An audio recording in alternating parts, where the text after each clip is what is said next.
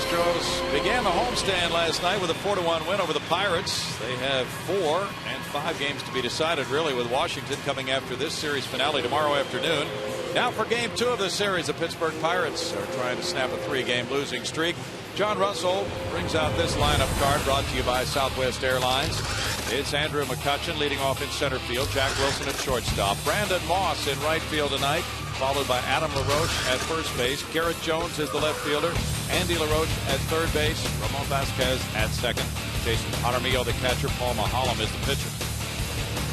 Brian Moeller takes the hill tonight with a 5-4 record, a .564 earned run average. He's been throwing the ball well of late, including a solid effort at San Diego. He picked up a win there, 6 innings, a 4-hit, 1-run baseball. You see the lines for his last 3 at Minnesota, a win, no decision against the Royals, allowing just 1 earned run in that ball game. And defensively tonight, the Astros feature Leaborn and Pence in the outfield. Infield shows Keppinger at third, Tejada, Matsui, and Berkman on the infield. And Pudge back in there catching Brian Moeller. And as Moeller goes out in quest of win number 6 of the year, he will be facing the Pirates for the 3rd time. He is 1-1 against them with that complete game win we talked about at Pittsburgh. That was back on the 29th of May, and he gave up 7 hits and 1 run in a 6-1 win. He's really been good on the road this season. At home has not been able to crack through into the win column with an 0-3 home record and a 7.81 ERA. And tonight he hopes this is the night. The Astros rotation has been looking pretty good lately. Cecil Cooper's club 40-41 has won 8 of its last 11 series to get to that 1 game under 500. And the last time the Astros sniffed the 500 record was after the 2nd game of the season. It's been a long climb, and they hope that this week will put them over the 500 mark. There's the breakdown on Moeller. Home, a 7.81 ERA. Road, a 4.12 with a 5-1 record. Yeah, he's backwards a couple ways. His breakdown against right and left-handed batters is really bizarre too. Right-handed hitters hitting .392 against them. Lefty's just .235, but John Russell, disregarding those numbers, has stacked his lineup with left-handed bats, so maybe doing Brian a favor here. We're about to find out as Andrew McCutchen leads off. .295, 1 homer, 20 runs batted in, .352 batting average, on base average rather, for McCutchen.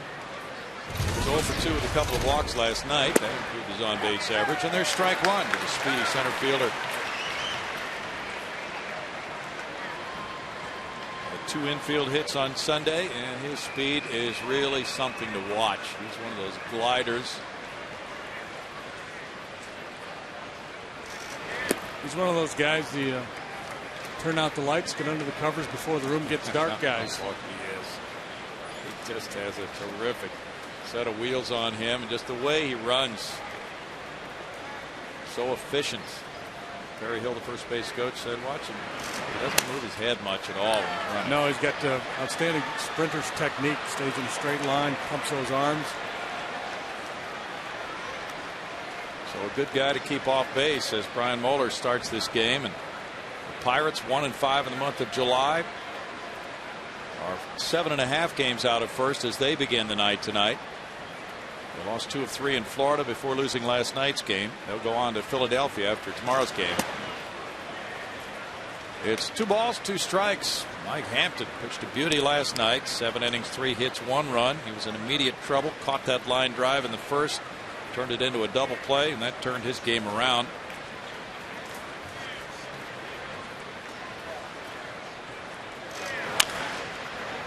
Bounce wide of third base. Tony Beasley with the play there. 2 balls, 2 strikes. The Pirates are 8th in runs scored. In fact, to look at them, you'd wonder why they're not a 500 club. They've been outscored by only 4 runs by their opponents, and yet they're 37-46. Lost a lot of close games, and a lot of times that's just a function of luck. So with a little good fortune, they probably would be a 500 team. They are 5-12 in those 1-run games. It's a crowded mess in the NL Central, and it sets up for a very fun second half. 4 teams within 3.5 games. Just 2, the Astros and the Reds, out of the loss column behind the front runners. It's crazy, I'm telling you. Yeah, the Astros caught Cincinnati last night, so they're tied for 4th right now with that 40-41 record. Strike call. McCutchen caught looking for the first out of the game.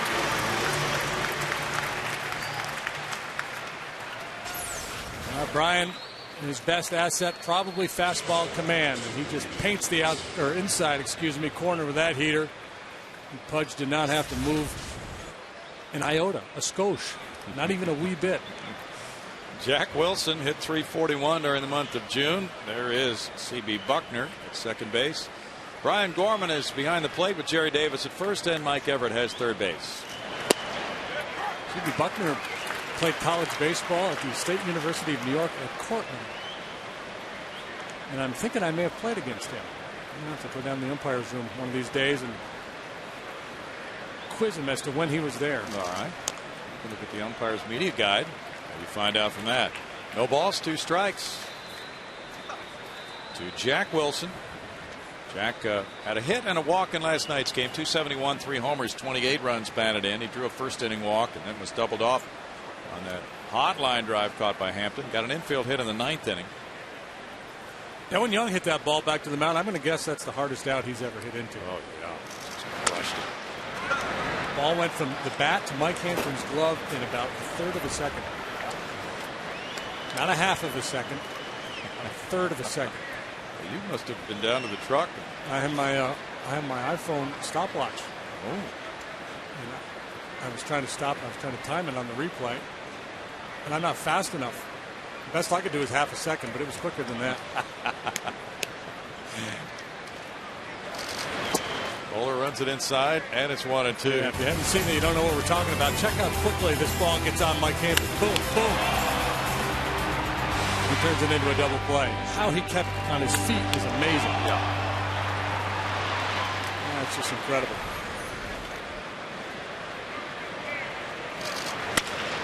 Tapped the left side, and it's Miguel Tejada unable to come up with that one. Slow roller off the bat of Jack Wilson. And Wilson reaching on the play to Tejada's right. Yeah, that'll be an error on Miggy, but it's a ball that Keppinger probably should have taken. It looked like he was there, and third basemen are taught to go ahead and take everything you can get to moving in that direction. And the fact that he pulled up may have upset Tejada's rhythm a little bit. I don't know. It looked like just a conventional clank. Tejada draws his 11th error of the year. Brandon Moss, the batter now.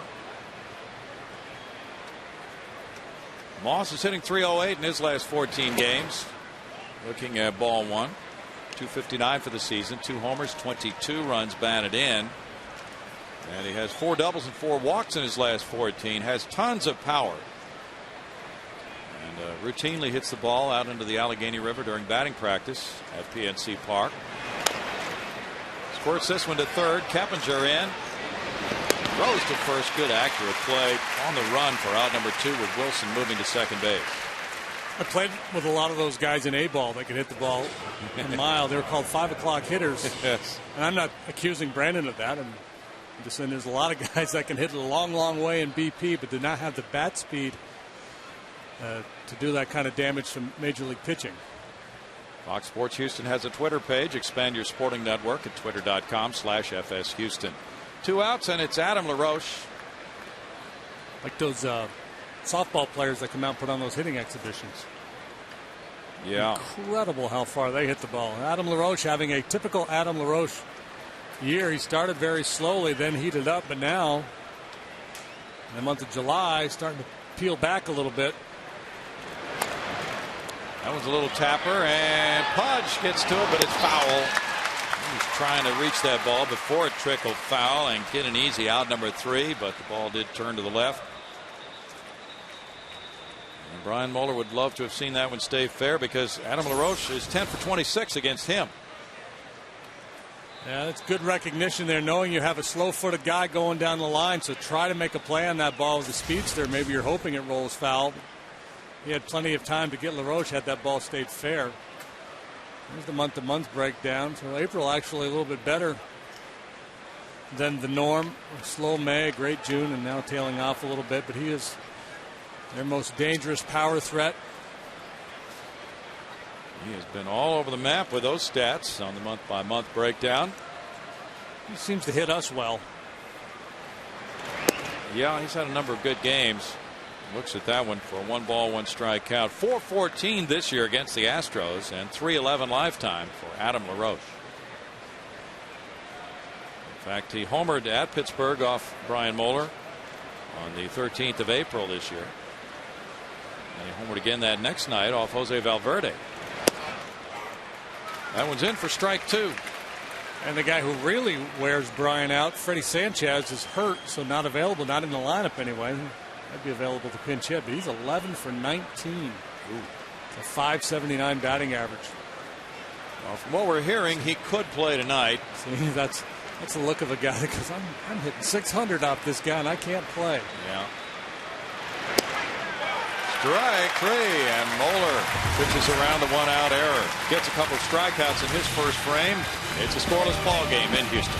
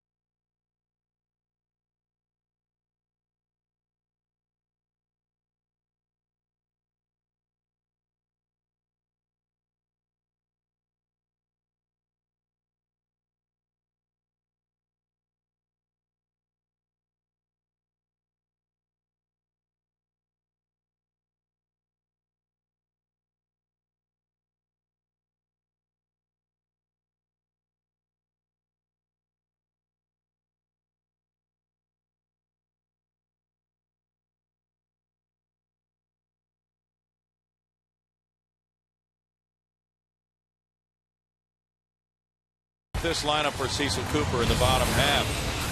Brought to you by Southwest Airlines. It's Michael Bourne in center field, Miguel Tejada at shortstop, Lance Berkman first base, Carlos Lee left field, Hunter Pence right field, Ivan Pudge Rodriguez catcher, Kazuo Matsui second base, Jeff Keppinger third base, Brian Moeller pitching.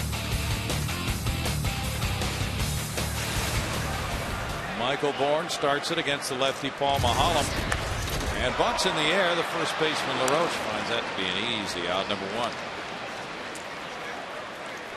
Now, Paul Maholm, the left-hander, works for the Pirates tonight. He's made 17 starts. He's 5-4 with a 4.69 ERA. He's the anti-Moeller. He's been very good at home, but really struggling on the road. An ERA up over 6 on the road this year for Maholm. Defensively, the Pirates set up this way. Great speed in center field with McCutcheon, Garrett Jones, the newcomer, Brandon Moss, a strong-arm right fielder, LaRoche, Wilson, Vasquez, LaRoche. The Roaches are in the corners where they belong. Jaramillo, excuse me, pitching catcher for Maholm. Miguel Tejada looks at ball 1. He leads the league in hits with 107 and in multi-hit games with 34. 328 average, 7 homers, 45 runs batted in. He bounces one over the mound. The second sacker comes in. Ramon Vasquez takes care of out number 2. Pirates had Virgil Vasquez pitching last night, so they had 2 Vasquez's last night in the lineup, 2 LaRoches tonight. The family ties in baseball pretty deep. And San Diego had a bunch of them. Gwynn, Hairston. Well, Hairston's moved along now. He's an A. That's that breakdown I was talking about with Maholm. Holman Road, very good at PNC Park, 3-1 with the 296, but on the road, 2-3, 605, and Maholm has struggled in recent starts. He delivers ball 1 to Lance Berkman, who's put together an 8-game hitting streak. .458 during the last 8 games for Lance, going 11 for 24. And trending upward. Slowly hit to the third sacker. Andy LaRoche makes it an easy first for Paul Mahallam. The ball not leaving the infield, and it's no score after 1.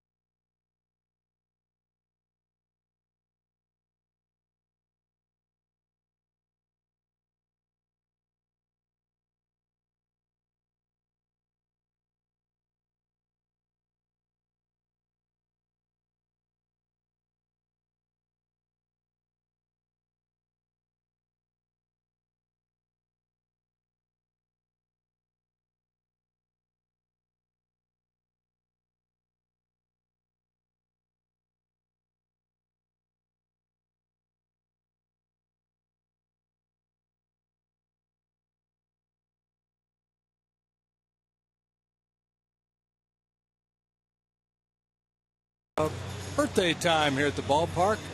Today's notables: Barry Waters, the traveling secretary of the Houston Astros. Big B turning the big 5-0 today. Happy birthday, Barry. Chuck Knobloch, Ralph Sampson, Tony Jacklin, Ringo Starr, Doc Severinsen, Satchel Paige, Zdzisław Jaminski.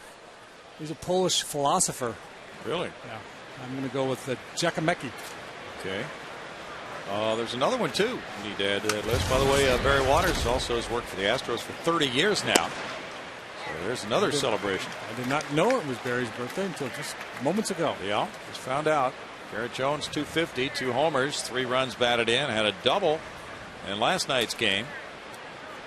And he had a very good spring training, but failed to make the Pirate club. They had a lot of established left-handed hitters on their team, and they wanted Craig Monroe, a right-handed bat, on the club to give them a little more balance. But now Monroe has been released, and Jones not only on the club but getting a lot of playing time here in the last week. Cleanup last night. It's a 2-ball 1-strike count to Garrett Jones, who had a good year in the AAA ranks last year, led all International League players in games and total bases. That was at Rochester, where he had 23 homers, 92 runs batted in. He had some big league time with the Twins in 07. Laces that one into left field. That pitch was up. Last night he hit a curve from Mike Hampton that was up, and this time he hammers one the other direction.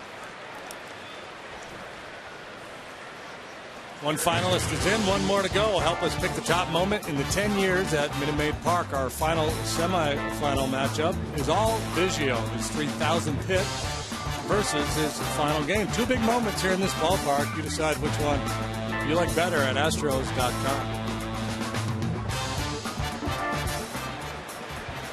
It's Andy LaRoche taking strike 1. 271 for Andy, 4 homers, 34 runs batted in, 347 on base percentage. For Andy, who's 25 years old. Last year he hit 166 for 223 at bats. Also had some problems fielding the position at third. Totally a different year for him this year. And Perry Hill, who joined the Pirates as a coach this season, is the infield coach and very well respected. Had a lot of those fine Marlin infielders when he was their infield coach for years. And he said, I had Andy out on the field with the wet grass at 8 o'clock in the morning in spring training. And then I had him after ball games working more at third base. And he was always there ahead of me. He never, ever complained about it. And he said that's one thing you look for as a coach. Yeah, and it's so much in just about any sport when you talk about defense, it's work.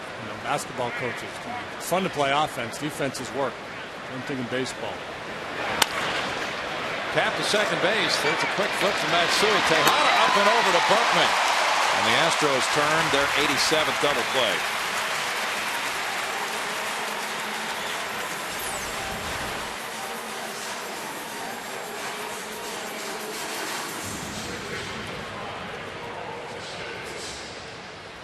So the two-hopper to Matsui, the quick flip. Jones hustling, trying to get a piece of Tejada, but not able to. Ramon Vasquez is filling in at second for Freddie Sanchez. 245, one homer, 10 runs batted in. Vasquez was 0 for 3 in last night's game. And Sanchez should be in the lineup tomorrow. Showing Bundy, looks at Baldwin. He did all the things to prove he was ready to play tonight. He hit, fielded, ran, but Pirates, like most major league organizations, are playing it cautiously, and they'll give him one more day after he says he's ready to go. Especially with all the rumors flying around, if they're contemplating trading him, and if they've got their eye on a nice package of prospects from somebody, the last thing they want to do is see Freddie break down. Good point. And he has a lot of value for them on the field, obviously, but he also has a lot of value as somebody they could move and pick up some young prospects. That's kind of the MO in Pittsburgh. It hasn't been for about 20 years now. What's going on here?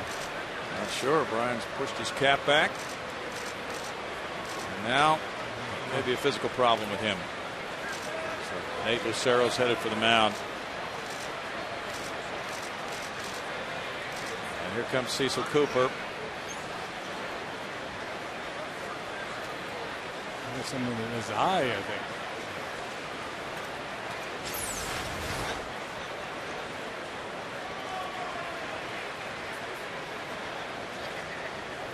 I don't think there's anything pitching related going on. His eyes were bothering him.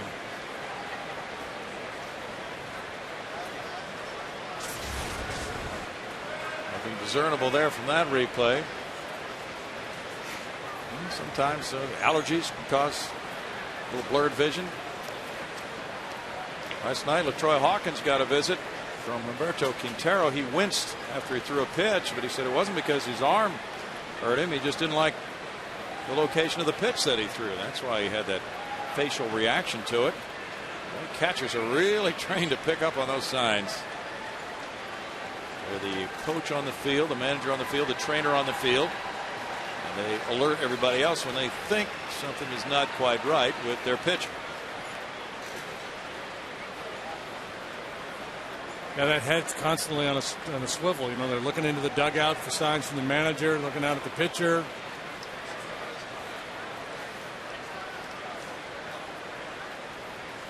2-0 now.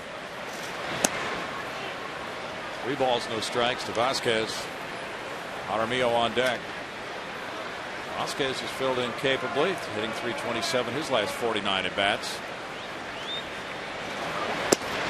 That's a strike, and it's 3-1 to him. The Astros 7-3 against the Pirates. 3-1 here at Minute Maid Park. Pittsburgh will come back for 3 games in September. That's hit to right field. Hunter Pence in for it. And in the second, no runs, a hit. Big double play for Brian Moeller. Scoreless ball game.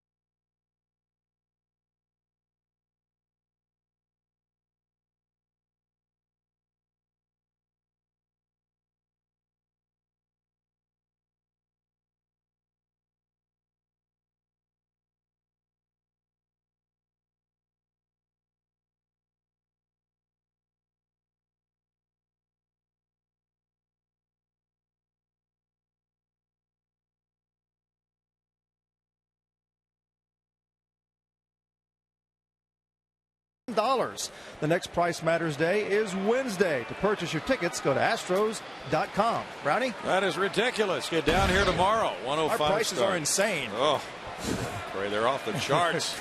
Crazy Eddie.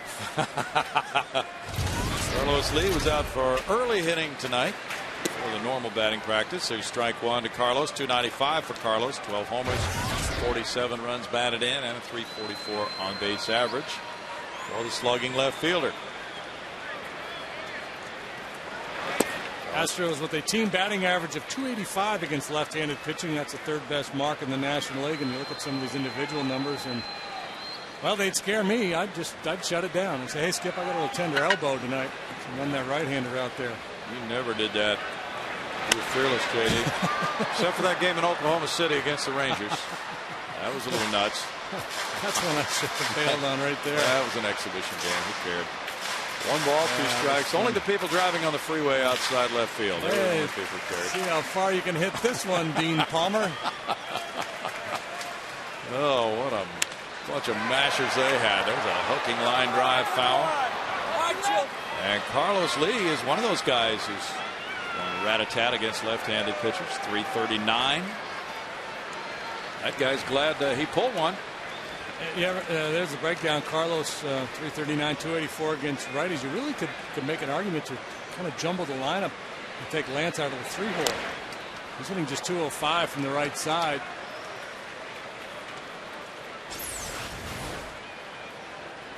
Okay.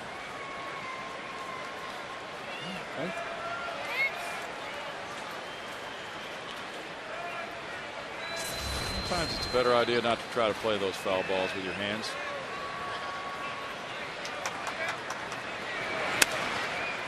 Little tap to third base.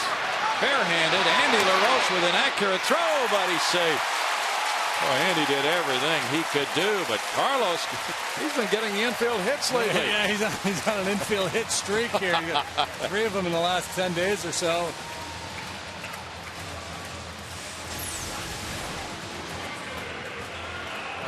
I'm not going to do any running before the game. I got to do all this sprinting during the game.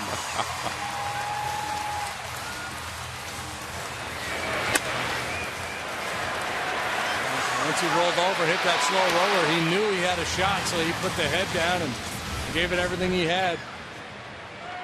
As a result, he has the first Astro hit tonight.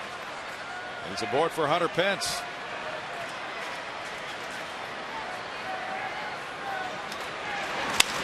All right, it's a one-hopper. LaRoche to second, Vasquez to first. 5-4-3 double play, the 95th of the year for the Buccos. Oh, it's a lot of double plays. And Paul Maholm's got 5 outs and he's thrown 12 pitches. Talk about an easy breezy start to a ball game.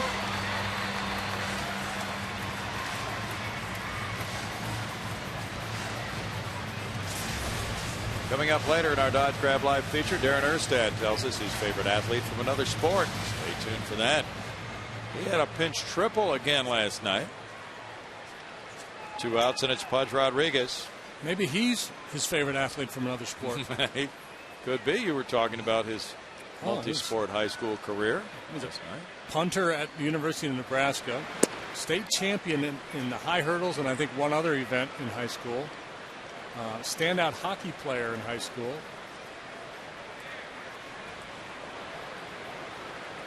He was Mr. North Dakota. And Mr. Puerto Rico bounces one up the middle and on through. It stayed down under the glove of Ramon Vasquez for a single for Pudge Rodriguez.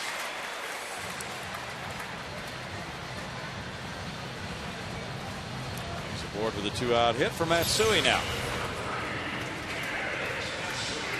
Maholm gets another ground ball, but this time Pudge finds a hole. Vasquez short arming this ball a little bit. Would have been a difficult play to make had he gloved it, but he might have had a shot at him. Kazuo Matsui 0 for his last 17. And that was low for ball 1. Matsui's average has dropped to 228. He has 2 homers, 18 runs batted in. He's been better from the right side this season. Hitting .325 as a right-handed batter, .205 from the other side.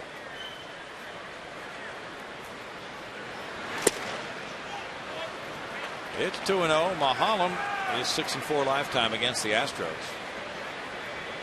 1-1 this year with an ERA of 3.21 in 2 starts.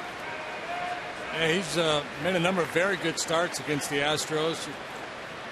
Cuffed around the first couple times, but then has settled in and pitched pretty well when we've seen him. It's 3-0. Can sink his fastball, his good changeup. Also a curveball and a slider. So he's got the 4 basic pitches.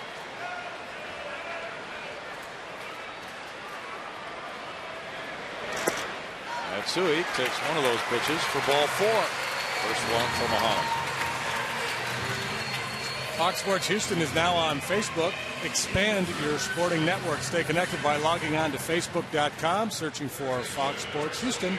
Home team all the time.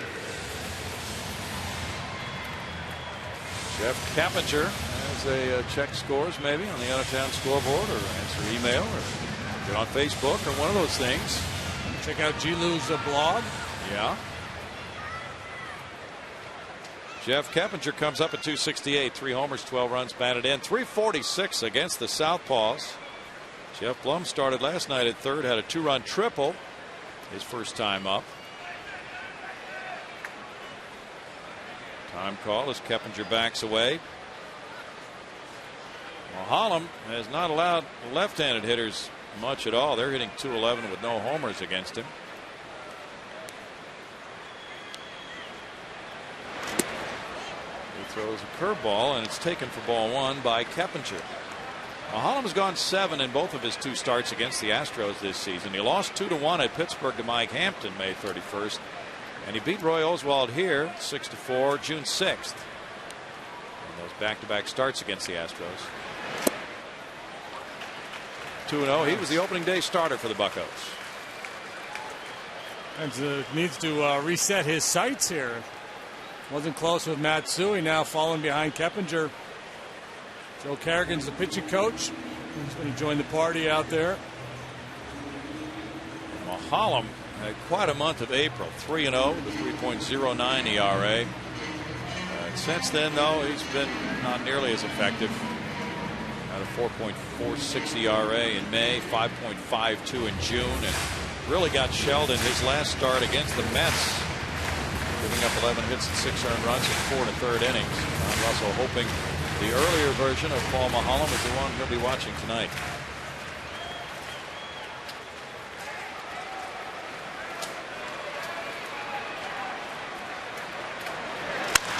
Line drive to right field, and that is caught on the run by Moss. It's no runs, 2 hits, 2 left for the Astros, and no score after 2.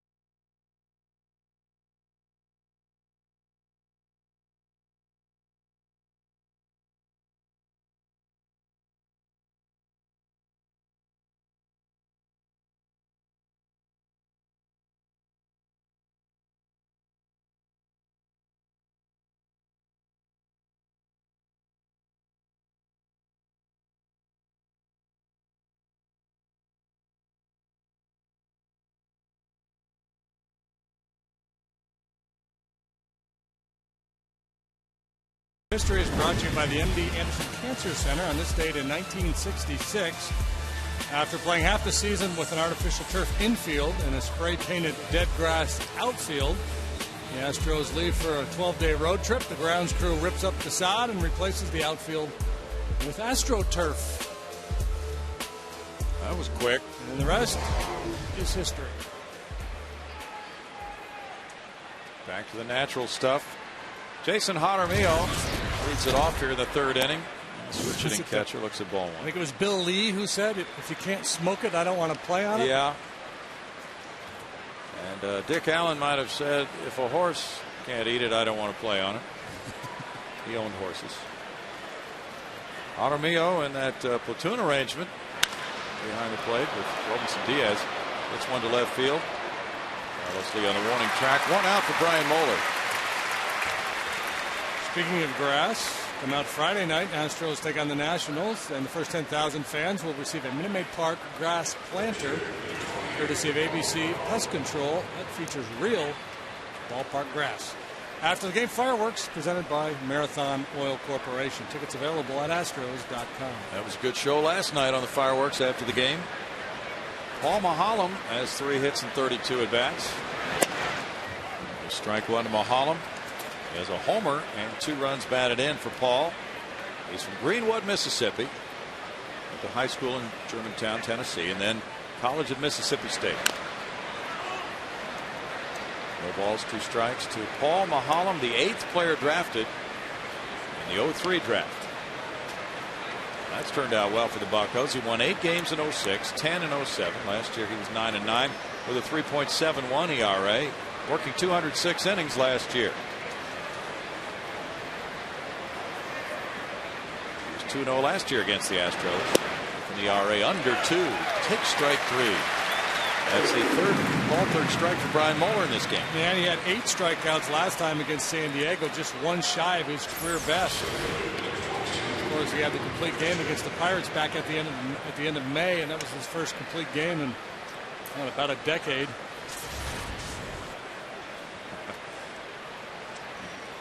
Andrew McCutchen struck out in the first inning. And just asking some questions of the folks in Pirates uniforms about him. He's a lot faster than Nate McLeod. McLeod got by on positioning in center field, but this guy can just cover so much ground. Struck out looking in the first inning. And of course, different because McLeod is a left-handed power hitter. McCutchen a right-handed hitter. We don't know how much power he's ever going to show at the major league level, but he should get a lot of infield hits if he can make his contact. It's 2-1. And he legitimately would have made their club out of spring training. He played that well, but Pirates weren't quite ready to put him on the major league roster at that point. 2 balls, 2 strikes. Played well in Indianapolis, bided his time, and now he might be here for a decade. Who knows? If that would be allowed to happen in Pittsburgh. Well, sooner or later, somebody's going to stick around. Yeah. 3 balls, 2 strikes. Andrew McCutchen. The big problem the Pirates have had, among others, is that they haven't had any continuity in their front office. From Cam Bonifay to David Littlefield to now Neil Huntington in a fairly short period of time. Line shot for the gap. Watch this one. He's going to get at least a triple here. Wow, is he flying? No, he didn't. Michael Bourne got over. That ball didn't have much steam on it and never did make it to the fence. That's his 8th double this season. If this was 1966 and that new AstroTurf had been put in, he'd have a triple. Yeah. And the ball would really scoot on that turf. You see, he went down and got that ball, and he had some backspin, and it checked up on him a little bit. See how it checks up out there? Not unlike a Bill Brown sand wedge. If they ever get up in the air. But there's that sprinter's technique we were talking about. That head squarely over his shoulders. Well, your head's always over your shoulders, but I mean, just very still. Straight away. It is a blur. That's his 8th double. He has 5 triples. And Jack Wilson will try to drive him in. He reached on an error by Tejada earlier. Yeah, McCutcheon, I think, is a good enough athlete, strong enough. And I'm looking at his minor league numbers now. He had some decent home run seasons in the minor leagues. So if I'm the Pirates, he's not the type of guy that I'm going to say, hey, chop the ball on the ground. I'm going to let him try to drive the ball. I think he could develop into a guy with gap power and hit you 15 or 20 home runs. Well, he came into this game with a .447 slugging percentage. Fly ball left. Carlos Lee back, checking that wall. Jack Wilson's into his home run trot, and with good reason. 2-run homer for Jack Wilson and a 2-0 Pirate lead. Wilson belting his 4th of the year, giving him 30 runs batted in. We profiled these shortstops in this series in our open tonight. We talked about Tejada being the superior offensive player and Wilson being a wizard with the glove. But Jack can do a little damage with the bat. You don't see him hit many home runs, but he gets a lot of base hits, hits a lot of doubles. Perfectly placed fly ball there. That's an easy out in his home ballpark. What a difference a ballpark makes. Ball 1 to Moss. Moss hit a ground ball to third. Jack hit only 1 homer last year. He had just 305 at bats. His biggest home run year was 12 in 07. 1 ball, 1 strike. And he makes it 2-0 on his 10th career homer against the Astros. And has better than a .300 average against Houston for his career. Flick foul. 1 ball and 2 strikes. True to form, it's the right-handed batters doing the damage. Yeah. Wilson has 60 long balls in his career, with 10 of those against the Astros. Of course, these two teams play each other a lot, but still, that's a pretty good percentage. Fly ball. Tejada heads over with the angle on this one in front of Carlos Lee. And in the 3rd inning, a rally sprang up at 2 outs. McCutcheon double. Wilson 2-run homer, 2-0 Pittsburgh after 2.5.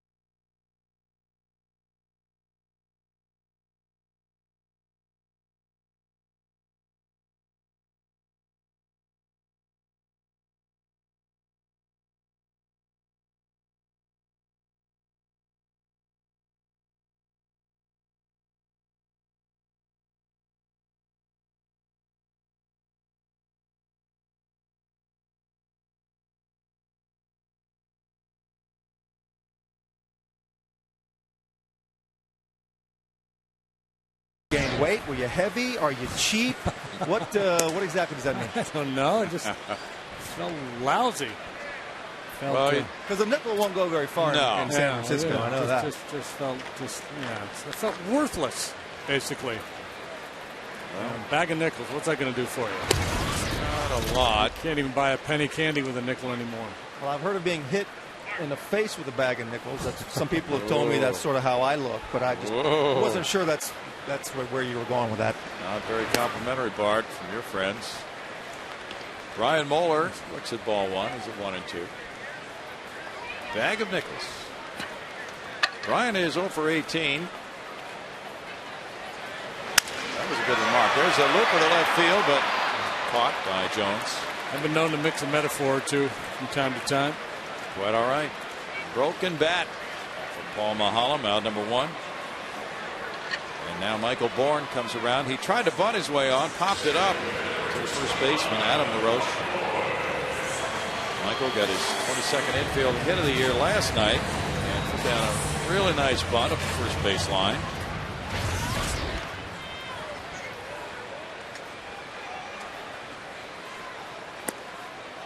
Paul Mahalam falls behind him.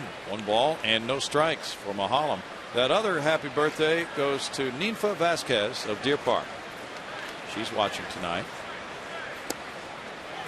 And her son Bobby is our conductor on the train. And she also has children named Nick and Jeremy and Jenny. We send out happy birthday wishes to Ninfa Vasquez of Deer Park. Inside, and it's 3-0. By the way, Bobby Vasquez says that train is rolling again now as of last night. There had to be some repairs done on the axle, and there's Bobby. He's ready to roll on a home run by the Astros. 3-1 to Michael Bourne. You should have brought Mom to the ballpark and let her go for a ride on the train for her birthday. Would have been nice. There's a 1-out walk to Michael Bourne. That's a second walk for Mahalam.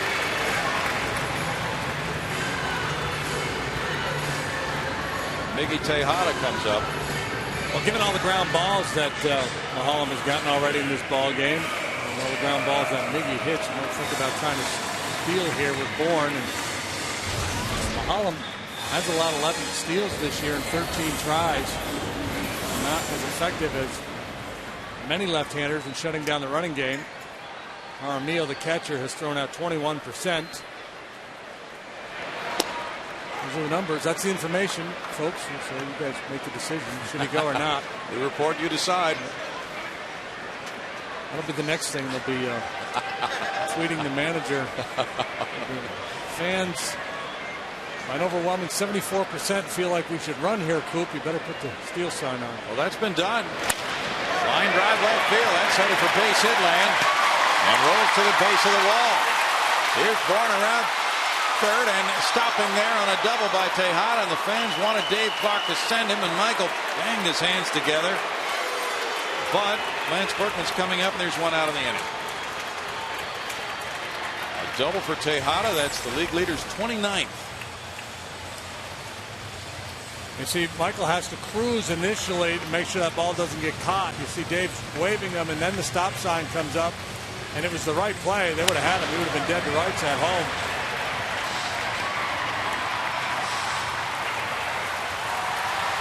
Tejada gets over to second base. His 108th hit now. And I think that's why Dave was waving Bourne as long as he was. He was waiting to see if Jones went to second base with that throw. He may have sent Michael home. Good point. But so he was coming down the line waving and then threw up the stop sign at the last. And maybe that's where the frustration came from Michael. But that's not a ball you're going to score on from first base.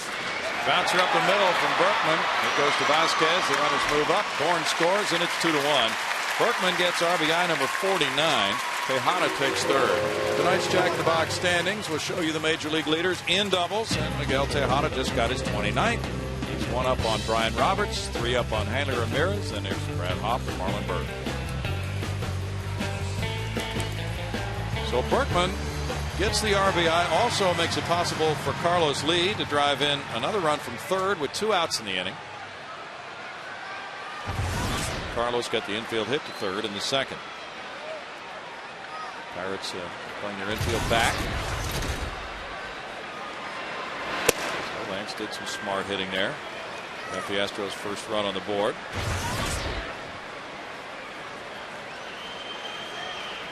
1-0 to Lee with Pence on deck.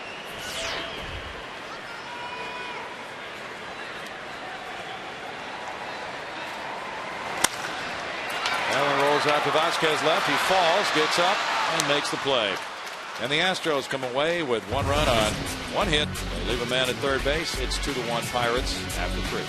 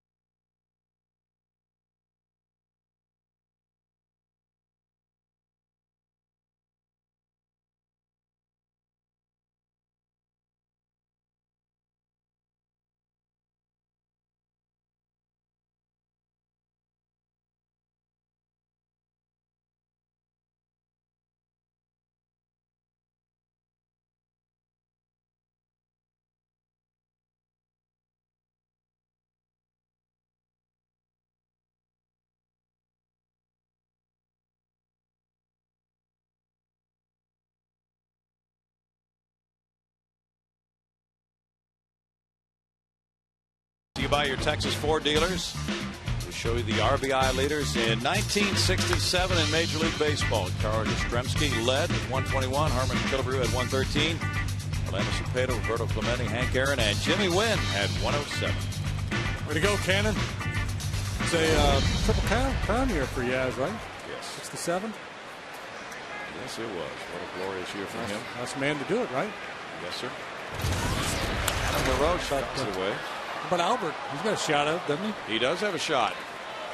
Yeah, he has numbers that project to what? 60 homers, 158 runs batted in. And that is back in the Sosa and McGuire era. It's third in the batting race right now. Pull to Berkman. Good play there to get LaRoche. One out for Brian Moeller in a 2-1 game. Garrett Jones follows. Jones lined one, a single to left field in the second inning.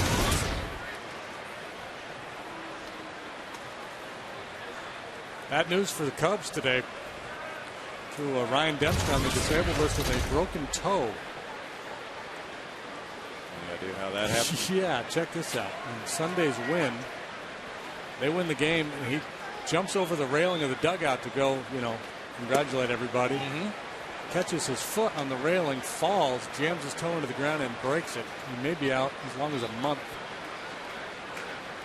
Well, you have a long time to celebrate that win then. Might not want to jump over the railing the next time. 1 ball and 1 strike to Garrett Jones. There'll be a new rule put in place in Chicago. There'll be no railing jump. This isn't hockey. Don't jump over the boards. Well, they'll talk about it.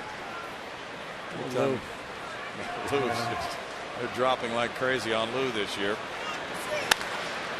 Hot shot, Berkman. Sparkling play to Moeller, who had to stretch out on the dead run. That is very nicely done for out number 2.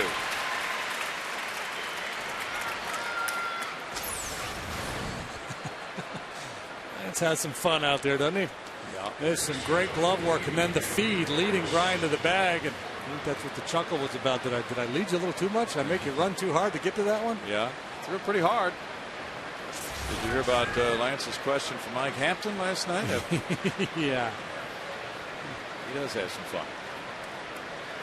And they're going to give Brian a chance to get his breath back. Well, first of all, we have Aflac trivia. And let's get to that right now.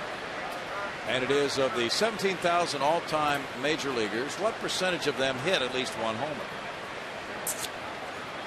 Wow, this is going way back. All time, like the 1890s, the whole dead ball. Cleveland Spiders, the whole shooting. Strike to Andy LaRoche. Well, I'll say 64%. I'm going to go a little higher than that. Okay. I'm going to go a little lower than that. Oh yeah, because you think about all the guys that came up for just a cup of coffee and only had a handful of at bats. Yeah, that's true. Yeah, so. I'm going to go with 39.758. Okay. You really nail that one down. What if it's 39.757? I still win. Oh, no. You carried it out to 3 decimal places. Still get an extra swing at the piñata. 1 ball, 2 strikes. Cincinnati 3, Philadelphia 3 at the end of 6 tonight in Philly. Brandon Phillips hit his 12th and 13th homers. Ryan Howard, number 21. Jason Worth, number 18 for the Phillies, who beat the Reds 22-1 last night. After Hampton caught that line drive last night, started the double play in the first inning. Apparently, this first baseman came over and said, "Do you need to change your pants?" Poked out to second base, Matsui. Over to Berkman. And in the 4th inning, Brian Moeller gets 3 ground ball outs, makes a nice play himself. It's 2-1 Pittsburgh.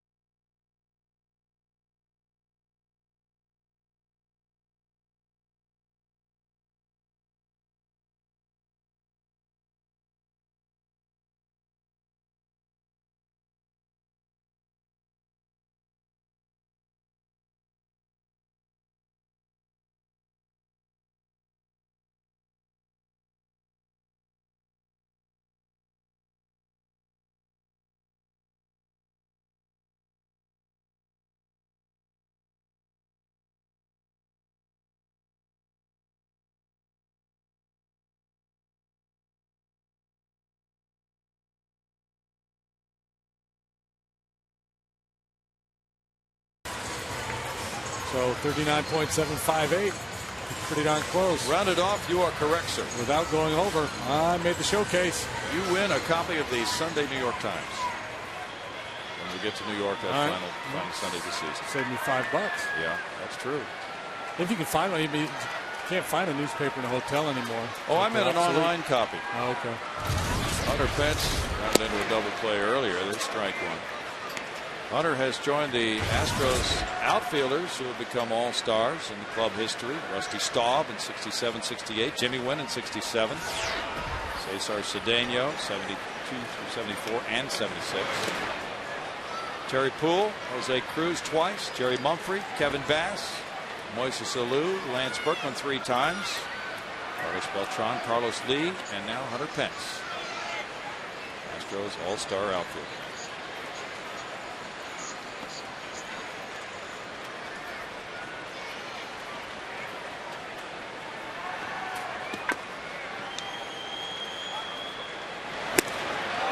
Maholm gets a strikeout to open his 4th inning. That's number 1 of the night for him. Been working mostly downstairs. This is definitely by design. You see Jaramillo coming up out of his crouch, wanting that fastball up above the hands, and Maholm made his pitch and got his man.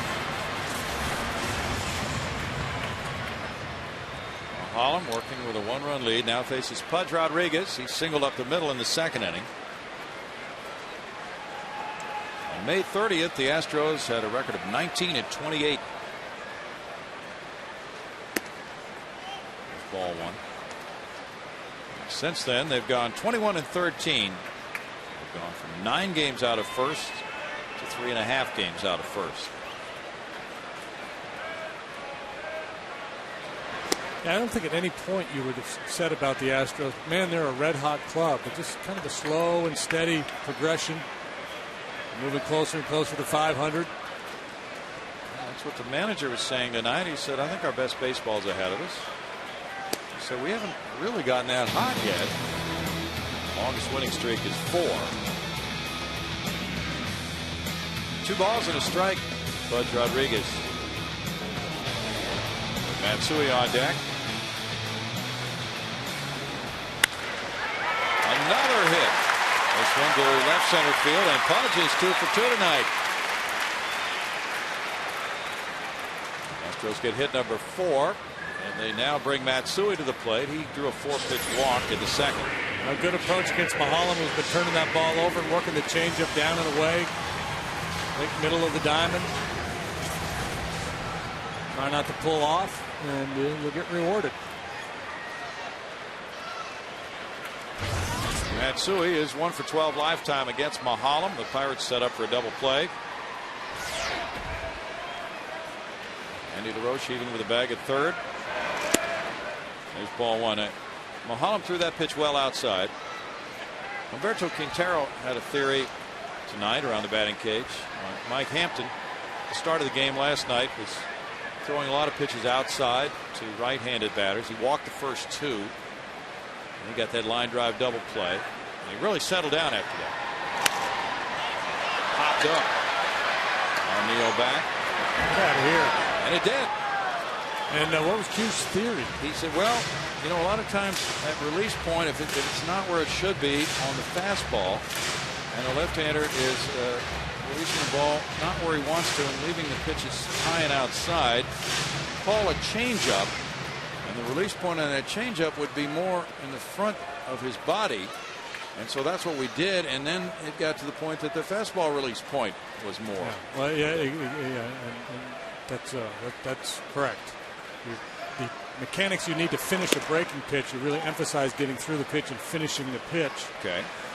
And so a lot of times you see a catcher do that. If a guy's missing consistently up with his fastball, and throw a curveball or a changeup, something that, you know, you really force yourself to finish the pitch, and then you can kind of take that delivery with you going forward with the fastball. It's very interesting. Because, as you well know, starting pitcher gets out there. He's been warming up on the bullpen mound. And now he's walked a couple of guys. He's got to make some quick adjustments here, or he's in some trouble. Runner going, ground ball to 3rd. LaRoche takes a look and throws to 2nd. Relay to 1st. A double play. Didn't look like the Pirates could pull it off, but they did. LaRoche to Vasquez to Adam LaRoche. 5-4-3 for the second time tonight. And it's no runs a hit, nobody left. After 4, the Pirates lead the Astros 2-1.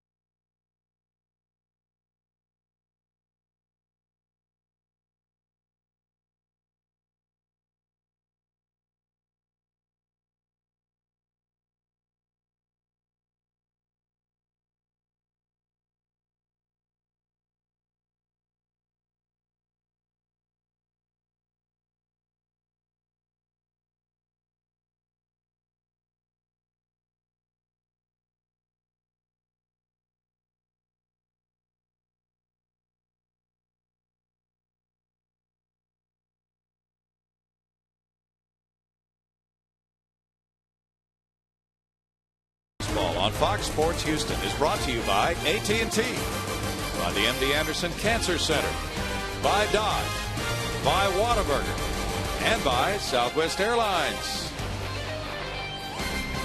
The Pirates really were slick on the double play to end the 4th inning with Pudge Rodriguez running on the pitch, JD. Yeah, it's a hit and run play, so Matsui's got to swing, and he does a remarkable job of making contact. That ball is running down and in under his knees, and that's just bad luck. I mean, hit and run, you've got to swing. You're trying to protect the base runner, and you start the runner there to try to stay out of the double play, and ironically enough, boom, he hits it right to the third baseman, and they're able to turn the 5-4-3 double play. And now as the 5th inning begins for Brian Moeller, it's 2-1 Pirates. Ramon Vasquez hit a fly ball to right earlier.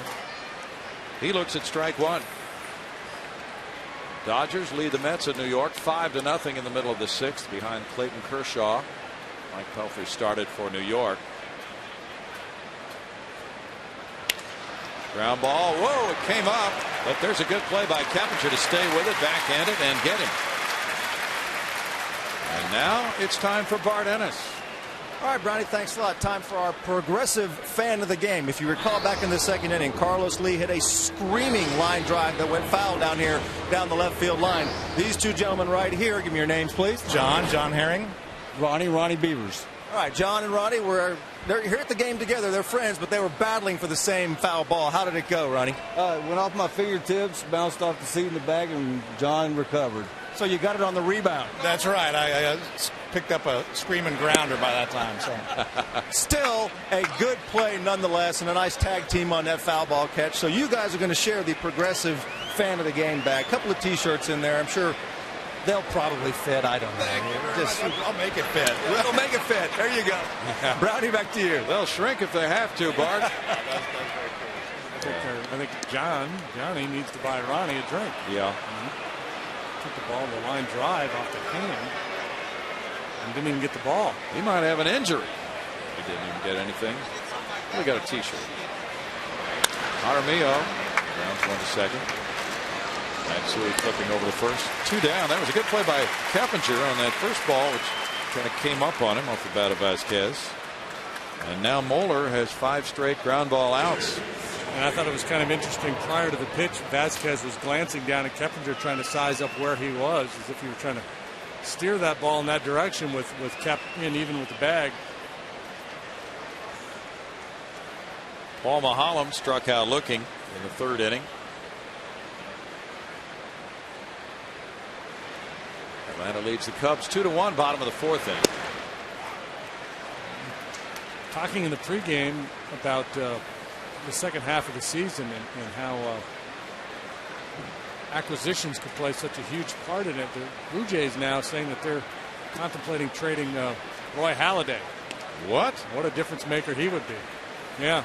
Why? J.P. Ricciardi coming out today saying that he's talked to Halladay about it. Roy's got a no-trade clause in his contract.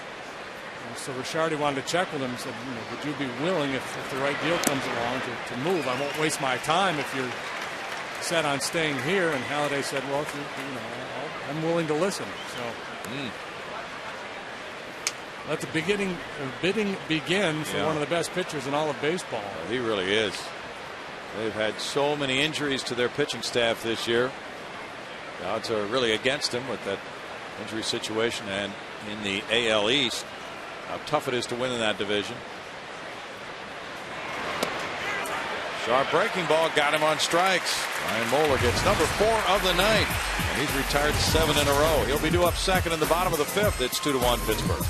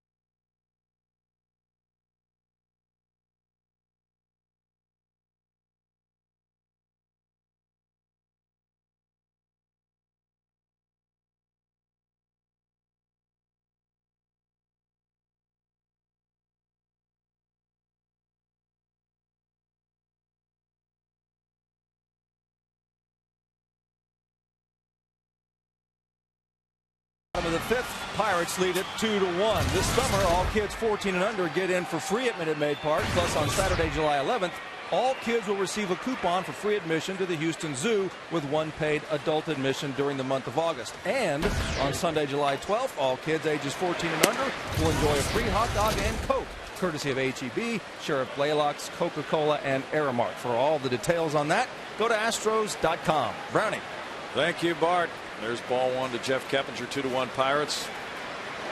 Paul Maholm makes it a 2-0 count. Keppinger had a 2-0 pitch and lined it to right field with 2 men on to end the 2nd inning. Brian Moeller's on deck. Michael Bourne due up 3rd. Leadoff double would be nice. That was a quality pitch. It's a good 2-0 pitch there. Nothing you can do with that one. You're looking to inflict some damage.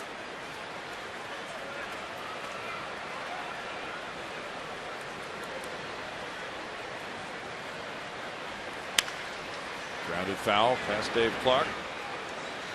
Former Pirates coach and former Pirates player Dave Clark. 2 balls, 2 strikes for Paul Maholm.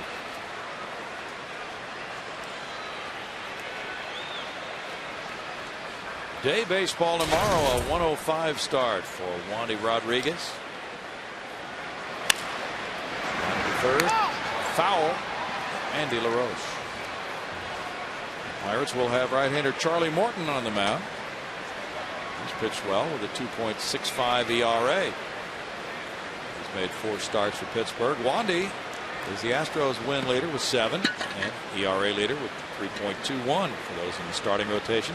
He's 10th in the National League in ERA and in strikeouts. One hopper to second. Vasquez to first. Kevin's hit the ball sharply twice tonight with nothing to show for it. Line out now. Sharp ground out. Dave Clark was originally a Cleveland Indian. Came up with the Indians back in 1986. Spent 4 or 5 years with the Pirates. Of course, finished his career here in Houston back in '98.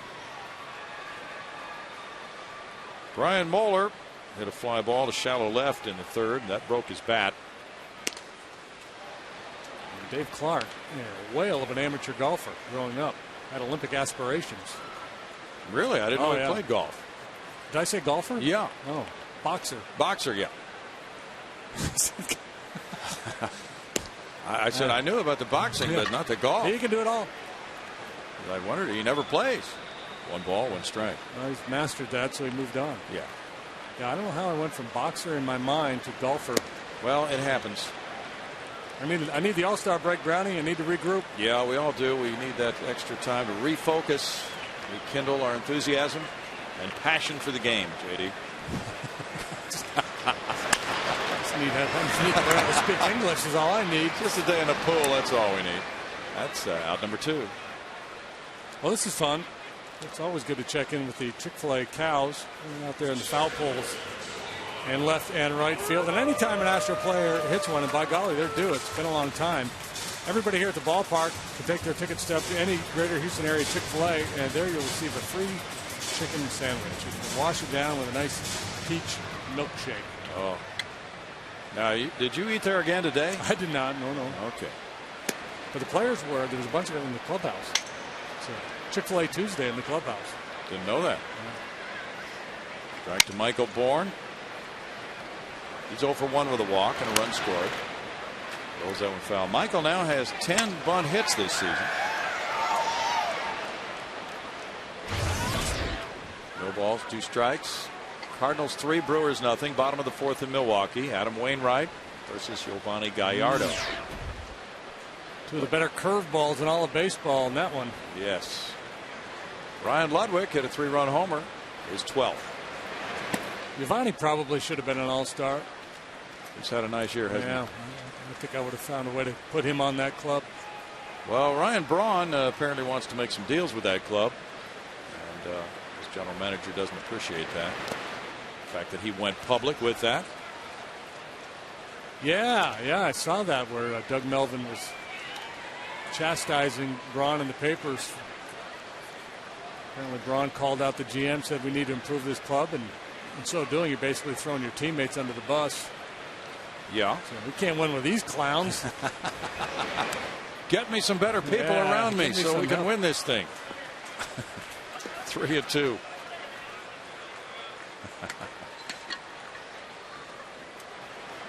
Washington is leading at Colorado 4-1. They're in the top of the 3rd. Josh Willingham hit his 10th homer. Ryan Zimmerman, number 14. The Nationals will be here Thursday night. That's a strikeout. Michael Bourne caught looking. Strikeout number 2 for Mahalam. He has a 1-2-3 fifth and a 2-1 Pirate lead.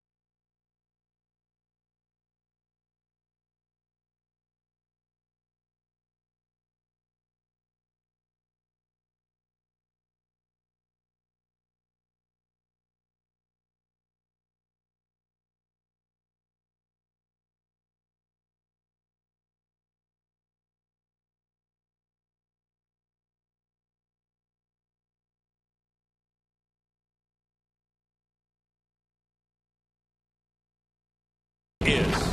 I have to say probably Ed Reed, safety for Baltimore Ravens. I don't turn the channel when they're on defense. I love watching him play. He is locked in.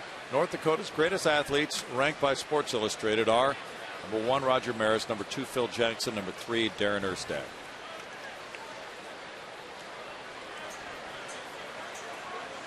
And when I asked Darren that, I said, "You're the best athlete ever from North Dakota, aren't you?" And he said there was he mentioned some football play.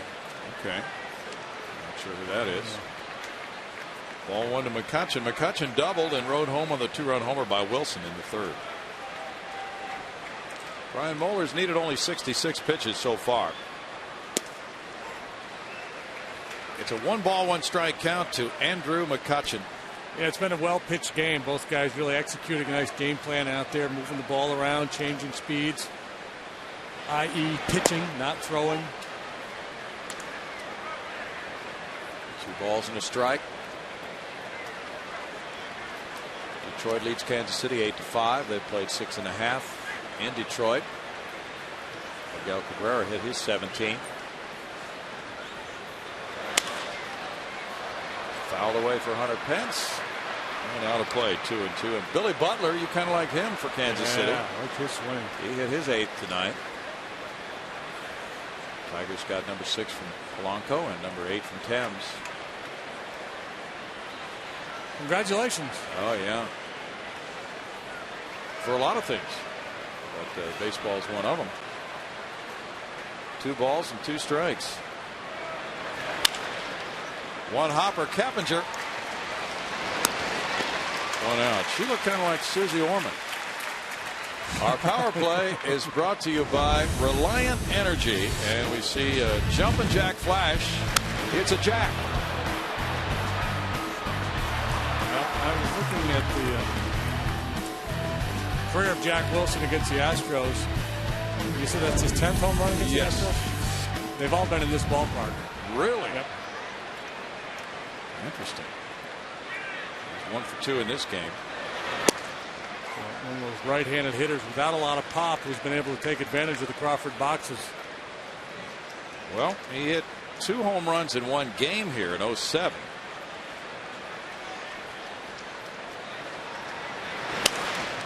Pops it up, foul.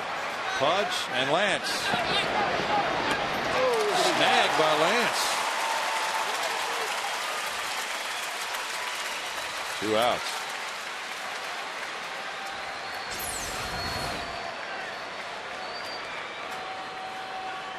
A little adjustment at the end. See Lance calling and ultimately putting it away. A little snow cone.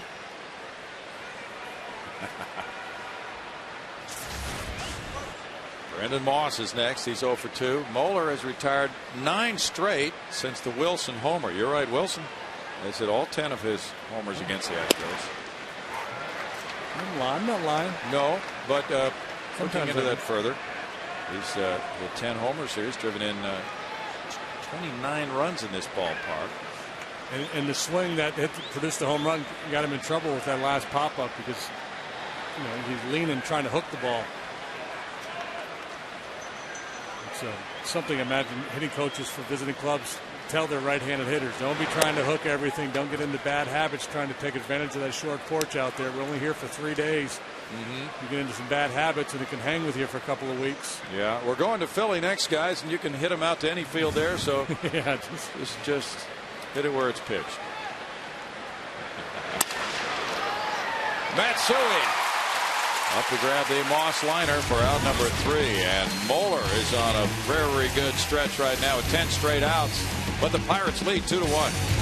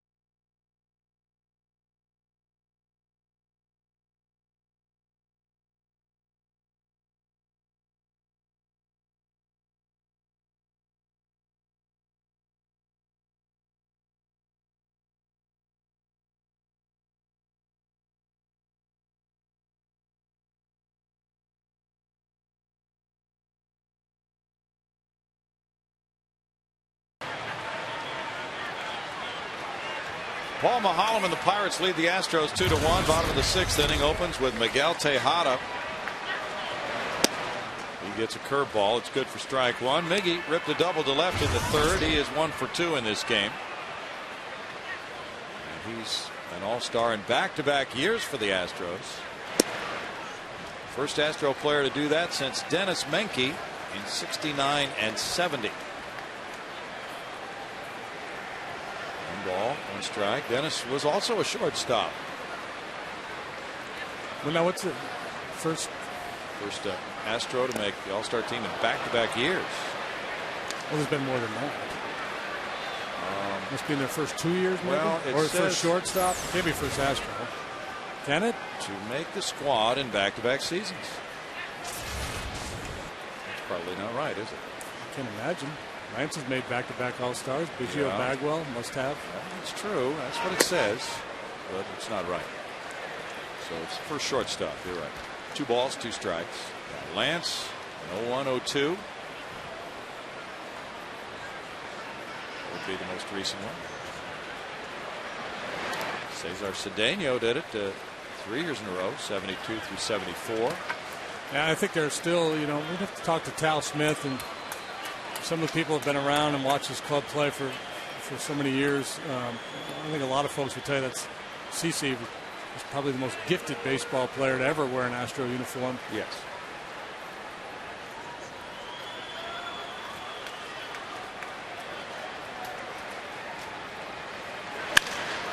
Out to the left side, and here's Jack Wilson trying a one-hop throw in time. Ooh, I don't know. Tejada threw his hands in the air. Jose Cruz turned away after the call by Jerry Davis at first. A spectacular play by Wilson from short left field. An unbelievable play. And Miggy just looked like he got caught in between strides there. It really slowed down as he got close to the first base. I still thought he was going to beat it.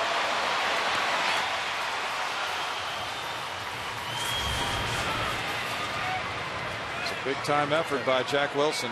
One short little choppy step there, 3 or 4 strides before the bag. Still not sure he wasn't safe though. Strike 1 to Lance Berkman. He is 0 for 2 with an RBI and a ground out.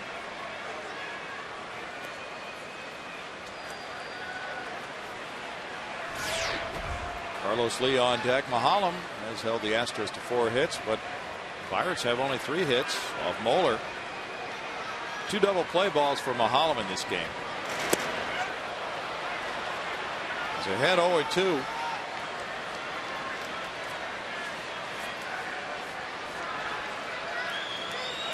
Berkman hitting .205 as a right-handed batter when this game got underway.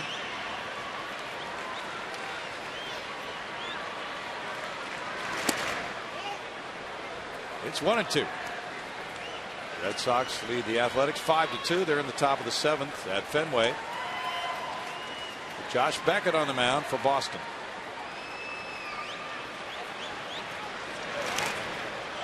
And that's fouled.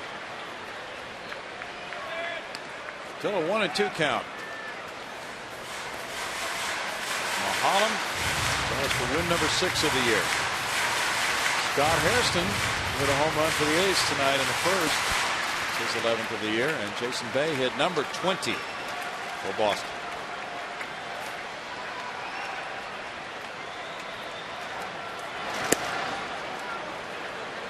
It's 2-2 to Berkman. Yeah, Jason Bay, I bet you he's pinged a lot of balls off the Green Monster in Fenway. That would have been out in Pittsburgh. He's probably, and talk about the not just the field, but in terms of what's going on baseball-wise in Pittsburgh versus what's going on baseball-wise in Boston. What a change for Bay over the last couple seasons. Yes. Line drive single center by Berkman. Well, he stayed in there and worked the count to 2-2, got his pitch. Here in the Coors Light 6th inning, time for the Coors Light freeze cam.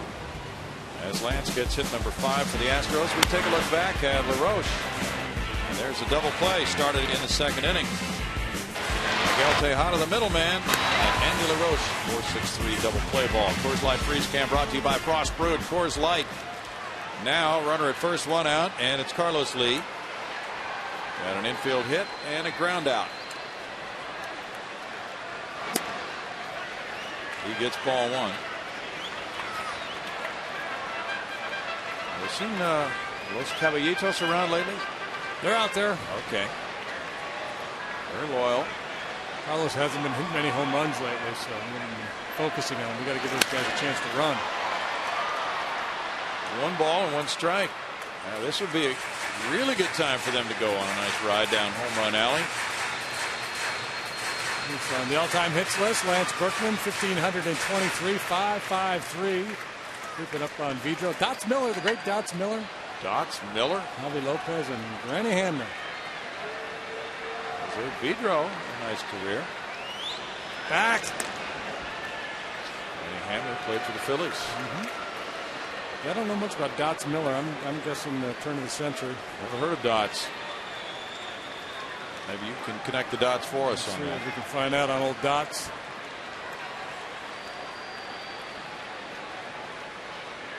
Played for the Pirates in 1909. Played 12 years from 09 through 1921. Dots Miller.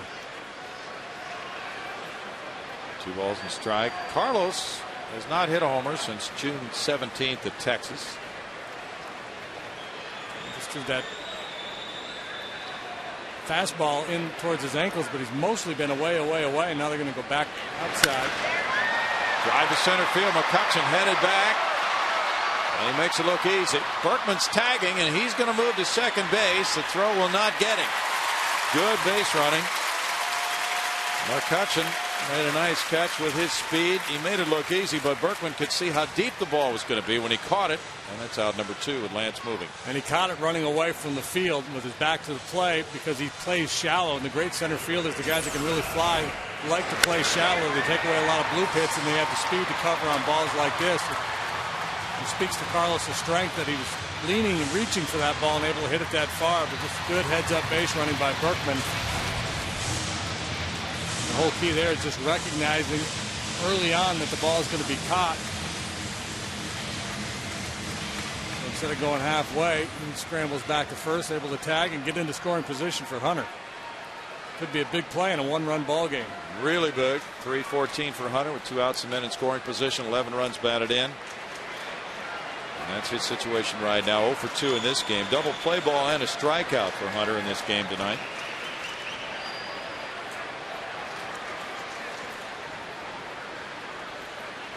Two outs in the 6th inning, down by 1. This is one of those key situations.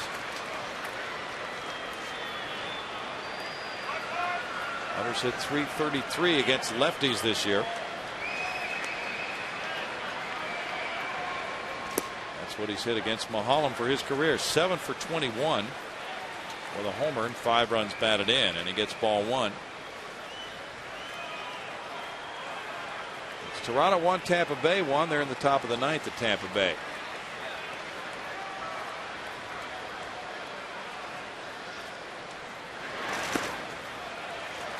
Hunter takes a look at ball 2. Yeah, Hunter just going through a stretch here where he's been pulling off the ball and jumping a little bit, not just not seeing the ball real well. And you can tell when a hitter's not seeing it well when he's very active in the batter's box. When Hunter's going well, he's a little quieter, stays through the ball and tries to hit the ball the other way. Lately, he's been pulling off the ball a lot. Flared to right field. Let's see if this drops in for a hit. It does, and Berkman's coming home. Throw to the plate. Not in time. The game is tied. RBI single, Hunter Pence. It's 2-2 as it flares one over the right side of the infield.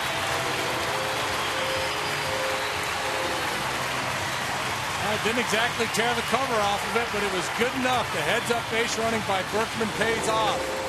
It's the second on the fly ball off the bat of Carlos Lee, and this little hot fly into shallow right field, able to get him home. Way to play the game, Puma. Well, and yeah, he tagged up, and that's what made that run possible. The fact that he had moved to second. And a deep drive by Carlos Lee. Now Pudge Rodriguez, he's 2 for 2. Both hits have come up the middle. Now the throw goes over. Hunter with 8 steals in 13 attempts. Holloman, a 2-2 ball game here in the 6th.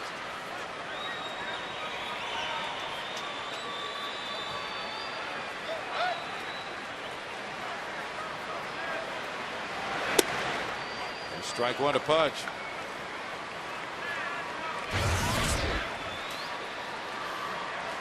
Mahalam won a game here last July in which he allowed just 1 run in 8 innings. Retired the first 10 in that one, and Pence had an RBI single off him.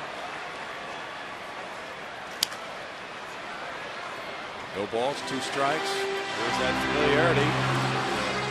The Astros hitters on defense Mahalam quite a bit.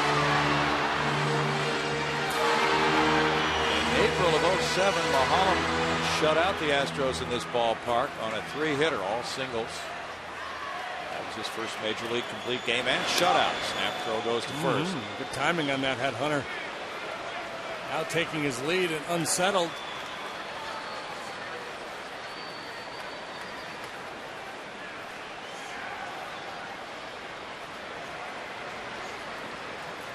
Look over to first base. Mahalam, lead man on a pitching staff which has 46 quality starts. That's tied for 4th in the National League. Astros catch a break. They don't get Zach Duke in this series. He's been their best. Popped up. Vasquez heads for shallow right field. Moss calls him off. And in the 6th inning, the Astros hustle their way to 1 run on 2 hits and leave a man. After 6, it's tied 2-2.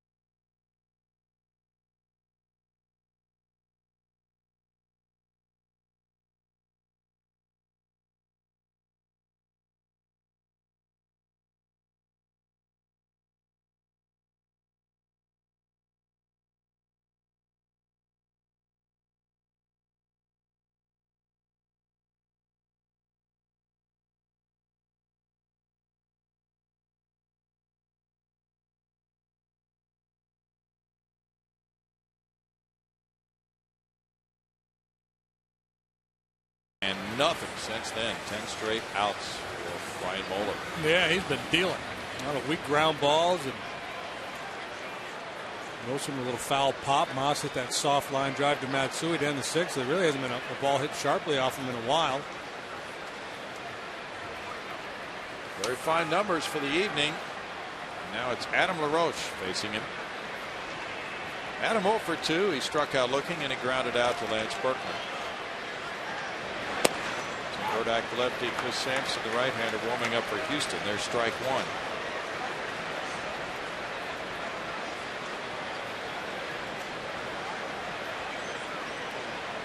Pirates in their last 7 road series have lost 6 and tied 1.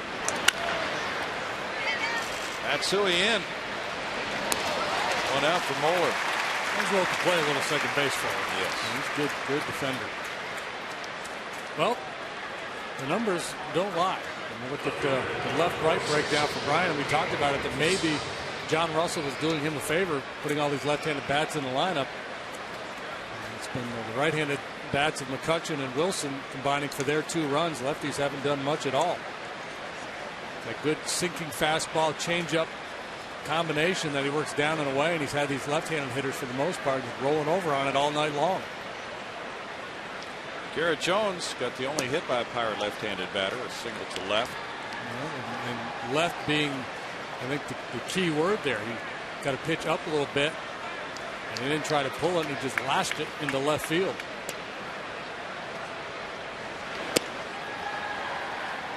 Lets the off-speed pitch go, and it's 2 balls, no strikes. Moeller has thrown 81 pitches, 55 for strikes. Sampson and Burdak are warming up.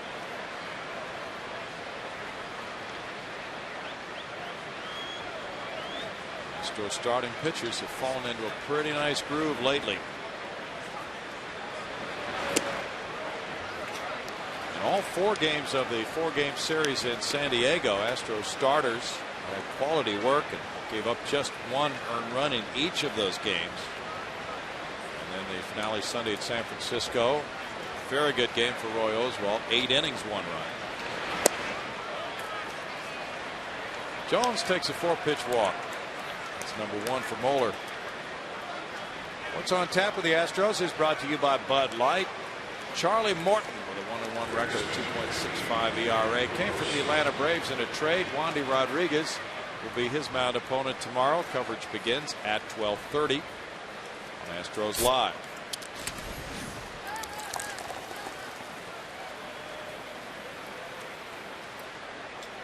Morton and 2 other young players came in the Nate McLeod deal in June. Andy LaRoche is 0 for 2. The runner going with a big jump. No chance for Pudge to throw him out. Garrett Jones took off, and he steals second base easily. His first. Big man, and a comfortable lead, a nice jump, and obviously runs pretty well for a big fella. Surprise element worked for Garrett Jones. Pirates are 10th in the National League in steals. Jones gets his first.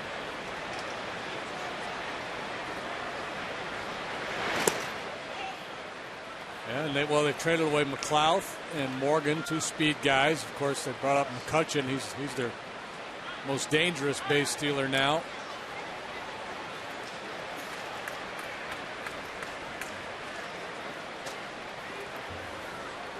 Lance Berkman tagging up on that deep fly ball by Carlos Lee. That had a lot to do with the Astros tying the game. Now the Pirates with a steal trying to take the lead. As Dewey Robinson talks to the battery mates. Yeah, and this is not atypical to see. You know, Brian going along nicely, throwing a lot of strikes. Then you get into the late stages of the game in a tie game, and maybe get a little defensive, start kicking a little bit.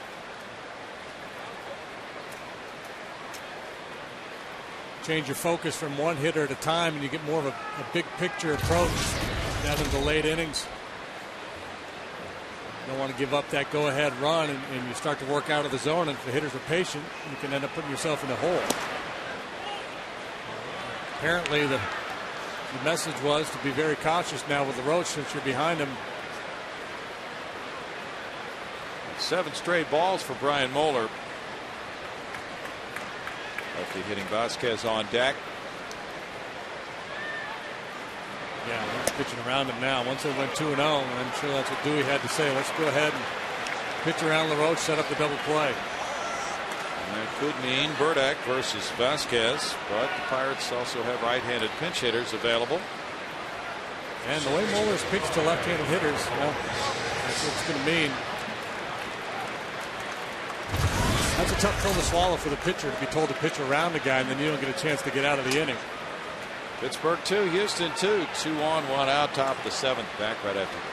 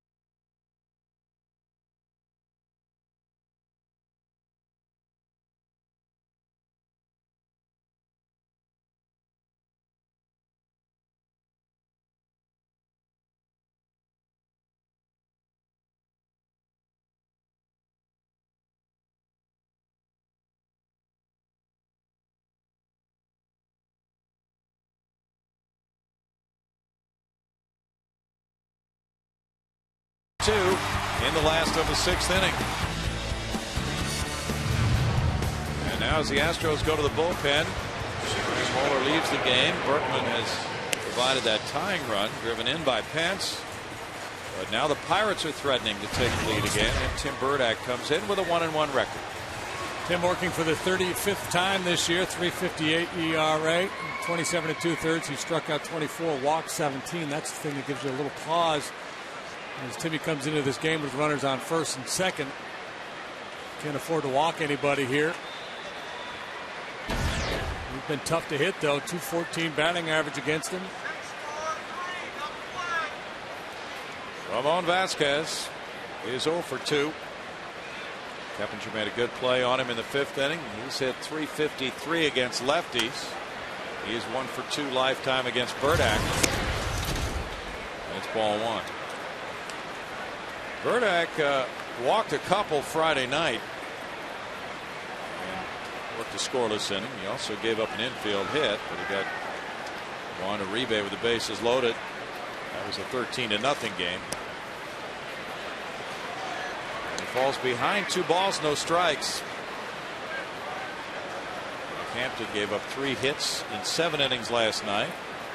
Roy Oswalt 3 hits in 8 innings Sunday, and now Brian Moeller surrendering just 3 hits in 6 1/3. That was my fear. Tim's got to battle all the way back from down 3-0.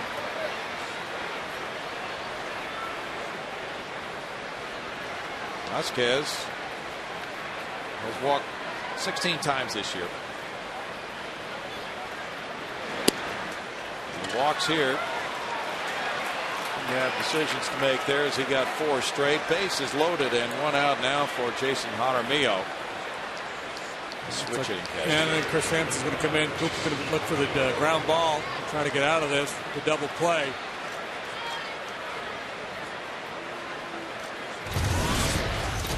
Had that early in the game when Brian had looked like his eyes were bothering him. I don't know if that has continued to bother him throughout this game. Maybe that's part of the reason why he came out when he did. Pirates 2, Astros 2. Bases loaded, 1 out. Back in a moment.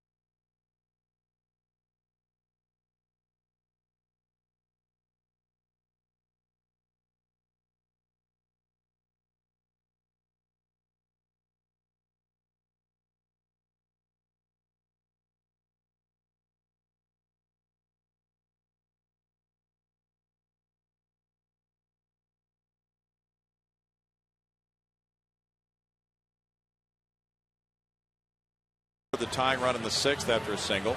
Jack Wilson had made it 2-0 on his 2-run homer in the 3rd off Brian Moeller. Moeller retired 11 of his last 13.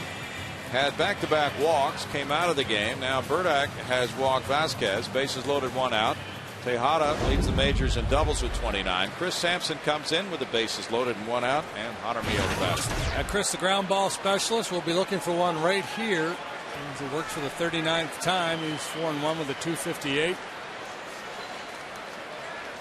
And that rough one in San Diego on the road trip where he allowed 3 runs in 1 inning, bounced back and pitched an inning in the 3rd scoreless on Saturday against the Giants.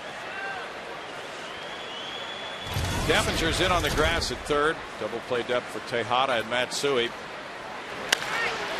Bouncer Berkman. He throws home. One hop throw. Safe. And the Pirates take the lead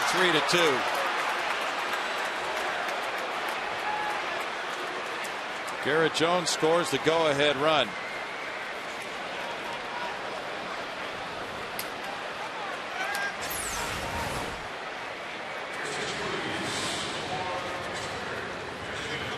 Lance make this play a couple times in the last couple of weeks, and this time he just spikes that throw a little bit short.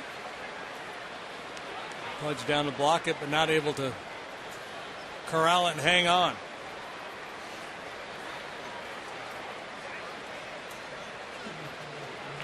It's an error on Berkman.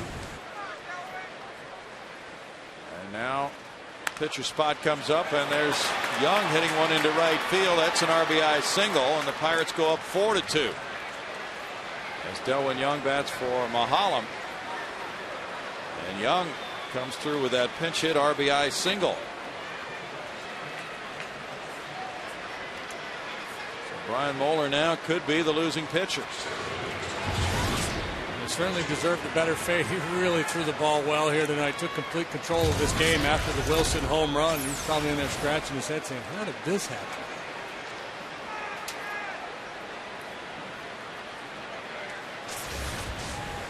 Now the bases are loaded for McCutchen. Big play there from Pudge Rodriguez on the backhand side. Ball one for Chris Sampson. McCutchen 1 for 3.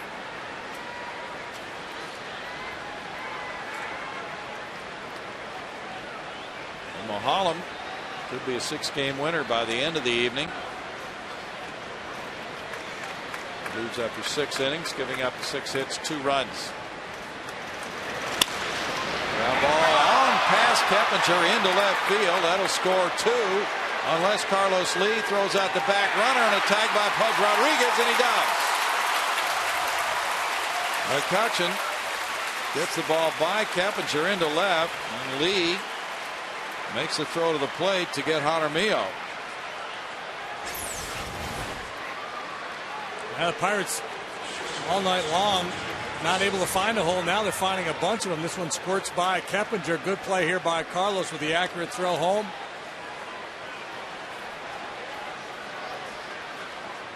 Pudge playing possum there, standing upright to the last.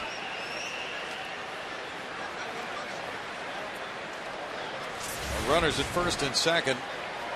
And it's Jack Wilson batting. He's homered in 3 trips. 5-2 Pirates. Ground ball through the left side. And Young's coming home. Lee with another throw to the plate. And the run scores to make it 6-2. RBI single for Wilson. Jack's driven in 3 in this game.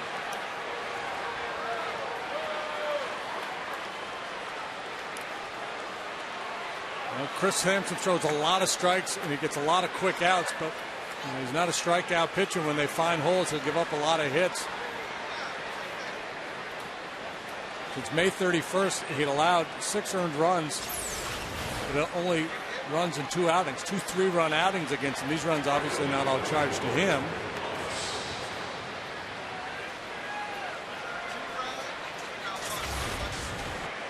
The Pirates are batting around in the inning. Brandon Moss, the 9th man to come to the plate. He's 0 for 3.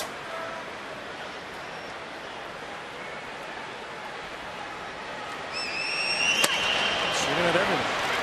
Matsui to his left. Flips to Berkman. Good play by Matsui, but the Pirates have a huge 4-run 7th inning. On 3 hits with a Berkman error, and they leave 2. It's 6-2 Pittsburgh.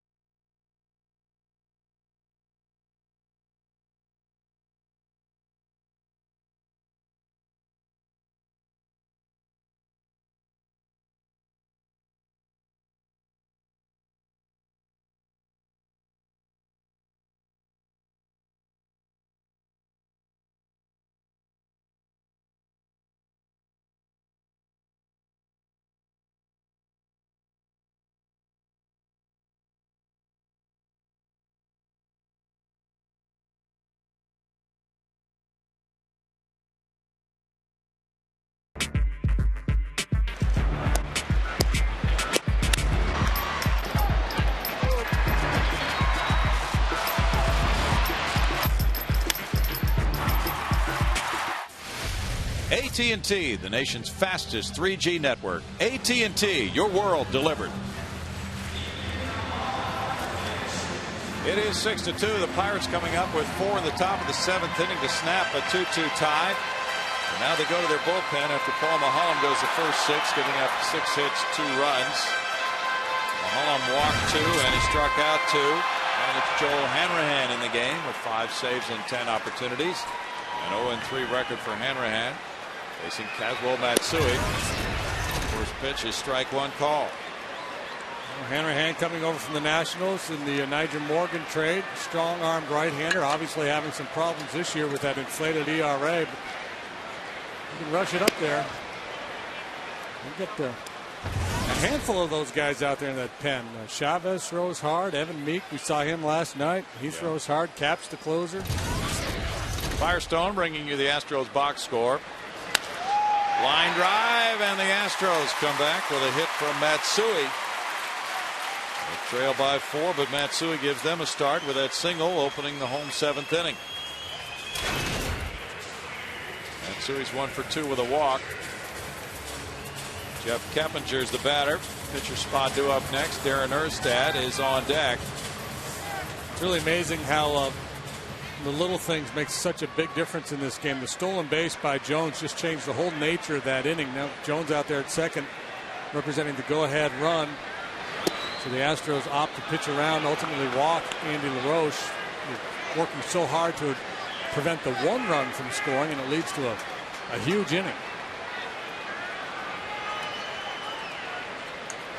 Strike 1 to Keppinger.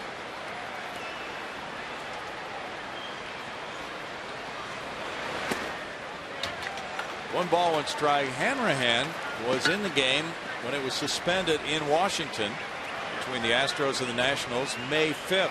He had pitched the top of the 11th inning, giving up 3 hits but no runs. So he could wind up being the winning pitcher in that game, which resumes Thursday night if they score in the bottom of the 11th inning. That's kind of fun. So maybe it'd be a scenario where it would play out where maybe tomorrow he could be the losing pitcher for the Pirates and the next day get the win for the Nationals. Yeah. These suspended games can do some weird things when they're resumed months later. It's 2 balls and a strike. Hanrahan in that trade June 30th along with Lastings Millage. A deal for Nyjer Morgan and Sean Burnett. So Burnett, when he comes in with the Nationals, of course, has not been used in that game, and he's eligible to be used out of the bullpen by Manny Acta.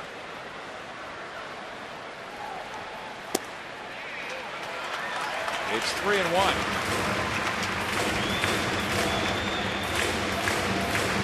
Maholm with a solid 6 innings, in line to be the winning pitcher. Pirate bullpen has a 3.92 collective ERA.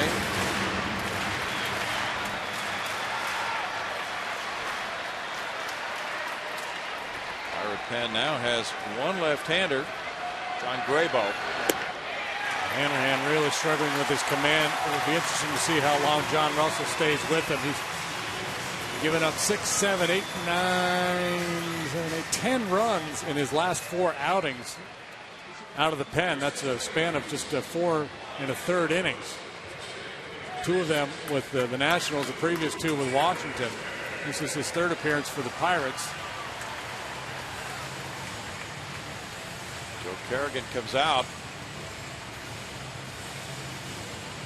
4 days ago at Florida, Hanrahan in his most recent appearance gave up 2 runs in 1 inning. And he's had 2 appearances as a Pirate, giving up 2 runs in 2 innings in those 2 appearances combined. A solid effort for Paul Maholm here tonight. He's in position to be the winning pitcher for the Pirates. John Graybo, the veteran lefty, gets ready in a hurry down there. Michael Bourne's on deck. Darren Erstad is the pinch hitter now. Darren delivered a pinch triple last night. He's 4 for 10 with a homer, 2 runs batted in his last 11 games. In the 7th inning last night, he hit the ball to right center field.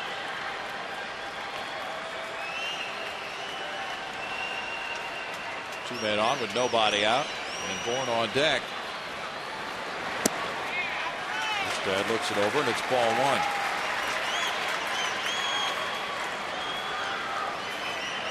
John Russell creeps a little closer to the dugout steps.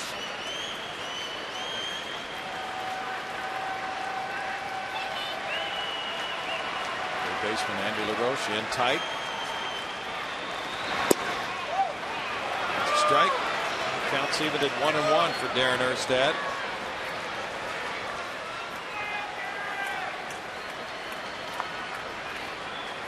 Darren 7 for 33 as a pinch hitter with 1 homer, 5 runs batted in. That's the only home run by an Astros pinch hitter this season so far.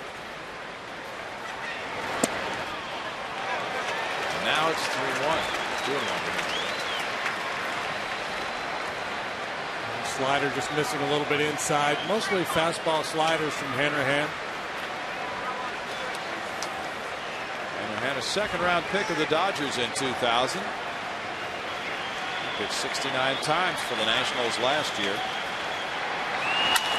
Bouncer, fielded. Adam LaRoche throwing. Jack Wilson gets the force play, fakes a throw, looks at third. Matsui not biting.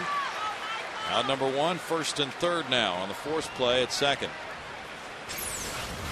A smart play here by Adam LaRoche, gathering himself, taking his time, realizing that there was no real shot at a double play. If you try to hurry it, you might airmail the ball into left field. They've got a 4-run lead, so no need to gamble there. Just make sure you get an out. Michael Bourne bats. He's 0 for 2 with a walk and a run scored. Now Andy LaRoche comes over from third base.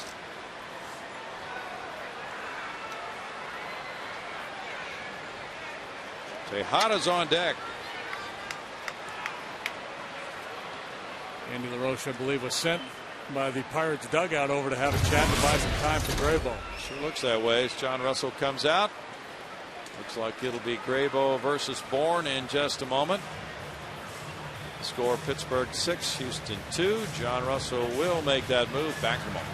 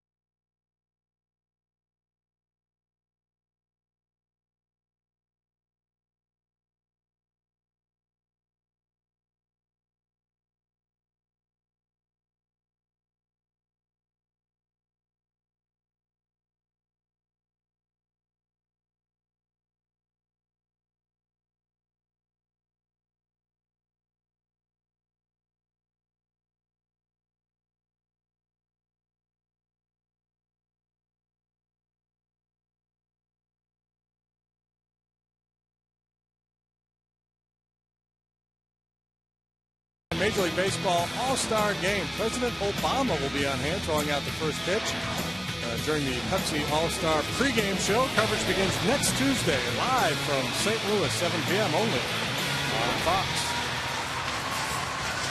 John Graybo comes in. That gives the Pirates a lefty-on-lefty matchup against Michael Bourne, but Bourne is 3 for 4 in his career against Graybo. Graybo 3-0 with a 3.65 ERA. Now one of the more dependable setup men over the last few years.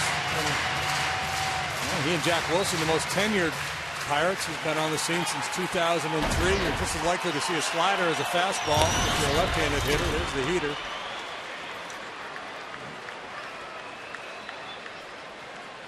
Going 0 for 2 with a walk. Michael is at 328 against left-handed pitchers this year. It's a 1-ball, 1-strike count.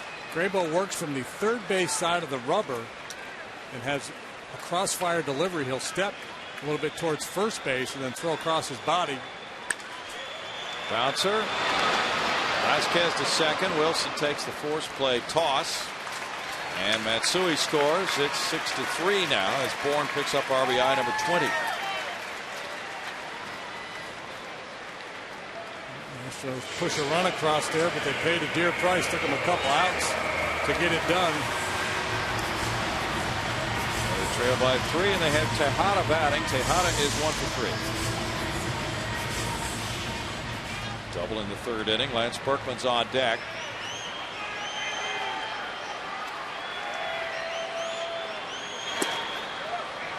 Strike for Graybo. Graybo's 10th in Pirates history in appearances. This is number 382. He's made 5 straight scoreless outings now. Popped up foul. Andy LaRoche with a look, but he won't get to it. 0-2.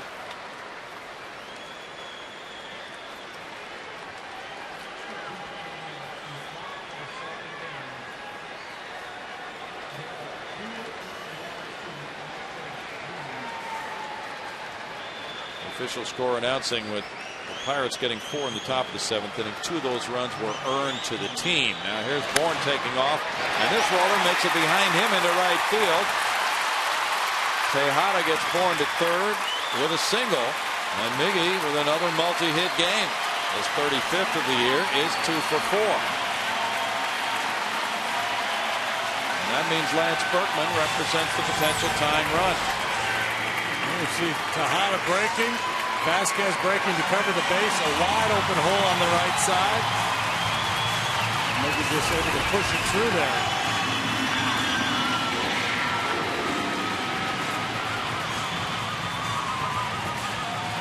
.35 multi-hit games. They come in bunches for him. He now has a total of 109 hits. Berkman is 1 for 3 with an RBI and a run scored. Bouncer. Andy LaRoche for the third out. And the Astros settle for 1 run in the 7th on 2 hits. They leave 2. 6-3 Pirates after 7.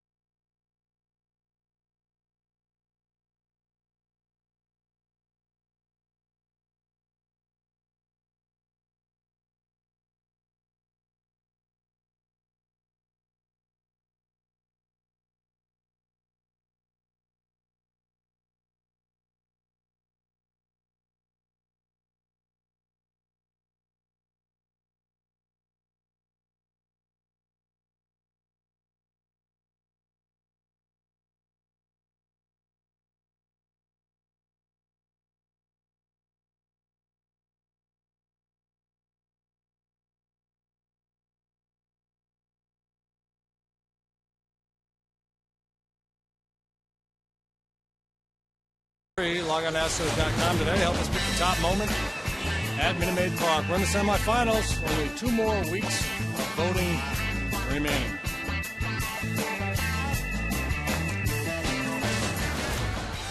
Now it's Alberto Arias with a 1-0 record of 1.99 ERA coming in for the 8th inning. Beasley out at the third base coaching box. And now everybody ready to go with Adam LaRoche leading it off. The Pirates batted around in the 7th inning. Got him 0 for 3 in this game. There's ball 1. Close game blown open in the 7th. Awfully tough to overcome that because you run out of time. There's still a fighting chance here. Alberto needs to put a 0 on the board. He has a 1 ball 1 strike count. He's been doing that reliably. In fact, he hasn't given up a run in quite some time.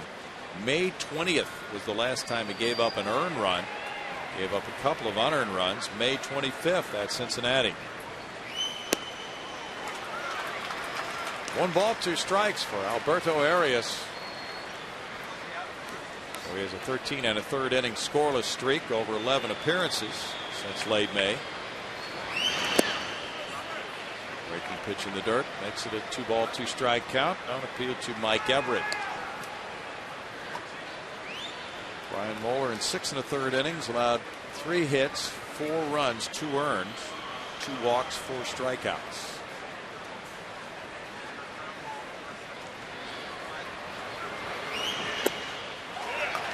Strike 3. Adam LaRoche is looking for out number 1.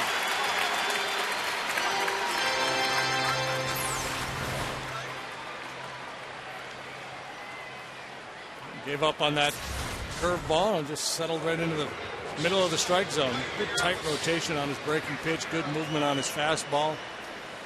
A real nice 1-2 punch. Lively 2-seamer and a nasty yacker. Garrett Jones, that stolen base really did stir it up for the Pirates there in the 7th inning. He fouls that one away. He singled in the 2nd and drew that 1-out walk in the 7th. Then he stole 2nd. After that, Andy LaRoche didn't see anything to hit. He walked. Vasquez drew a walk, an error, and 3 straight RBI singles, and the Pirates scored 4 runs. 4 balls 2 strikes. The paid attendance tonight is 27,142.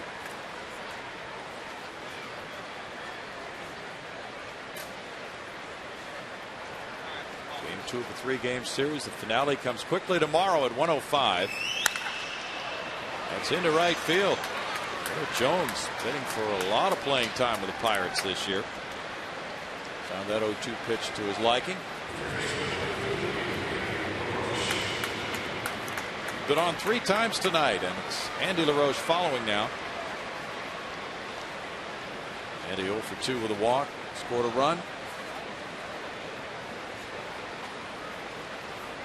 We were talking earlier about how hard he worked in spring training with Perry Hill on playing third base. Now he was eager, out there for every session, early, and we chatted about that. And Perry Hill said, well, it's my job as a coach to understand if a player does not want to work that hard and get better and is constantly late or unwilling to go out there, then I need to go to the manager and let him know about that. Runner going. Here's the throw from Pudge. It bounces on through into center field. And Jones with another steal tonight. His 2nd of the game, stays at second base. There's no error because he didn't advance more than the 1 base on the steal. So we got the light hitting shortstop hitting home runs, and the big burly outfielder stealing bases here. It's really catching everybody by surprise. There they are. And difficult. There was a great look there with that replay. Pudge had to drift out to catch the pitch, and it's awfully difficult to throw accurately when you're opened up like that.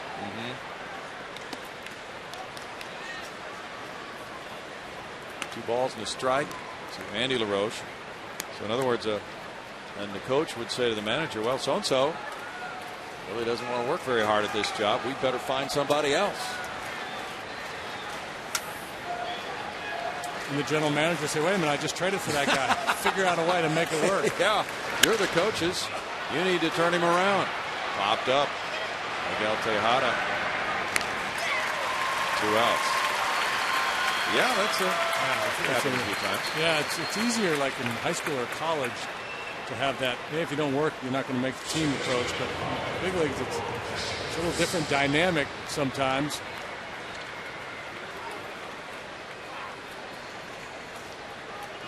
2 outs and it's Vasquez. But, you know, most of these guys, you don't get to this level without knowing how to work. Right. I mean, there's a handful of guys that are so gifted, they just come to the big leagues and things kind of come easy for them and they don't have to put in a lot of time. But most guys work awfully hard at it. Ramon Vasquez 0 for 2 with a walk and a run scored. Cincinnati beat Philadelphia with a run in the 9th, 4-3. Berkman breaks towards second, stumbles, tosses, and Arias gets the out at first. That's a good effort by Lane to right himself and then make the accurate toss on a 3-1 out, number 3. No runs, a hit, a runner stranded. Pirates lead at 6-3.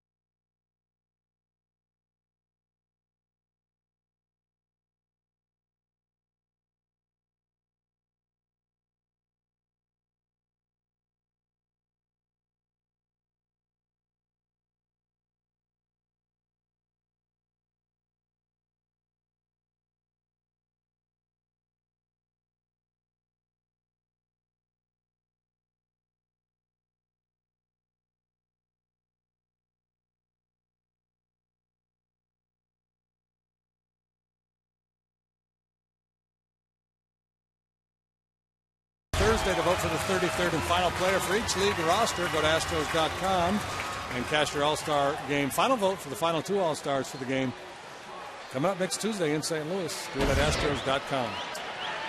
Carlos Lee's the batter, and he pumps a line drive toward the left field wall. And the first pitch from John Graybolt bangs off the wall, fielded perfectly. Is that ever a nice play by Jones? And he's doing a lot of things that will get the attention of the guys on the Pirate bench tonight. And lead to a long single. Yeah, having a real nice night. A couple of knocks, a walk, a couple of stolen bases, and now a fine play out here in left field. A certain element of chance involved with that scoreboard. You never know which way it's going to kick off that scoreboard. Good hustle to get over there and put himself in position to make a play. Got the uni dirty. He's having some fun tonight. Hunter Pence 1 for 3. Line drive second, caught by Vasquez. 1 out. So Hanrahan in 1/3 of an inning. 1 hit, 1 run for the Pirates. He had 1 walk and no strikeouts.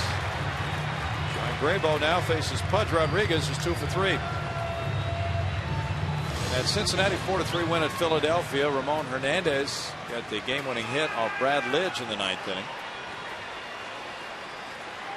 Phillips hit a pair of homers and drove in 3. After the Reds lost 22-1, they rebounded to win by 1 run.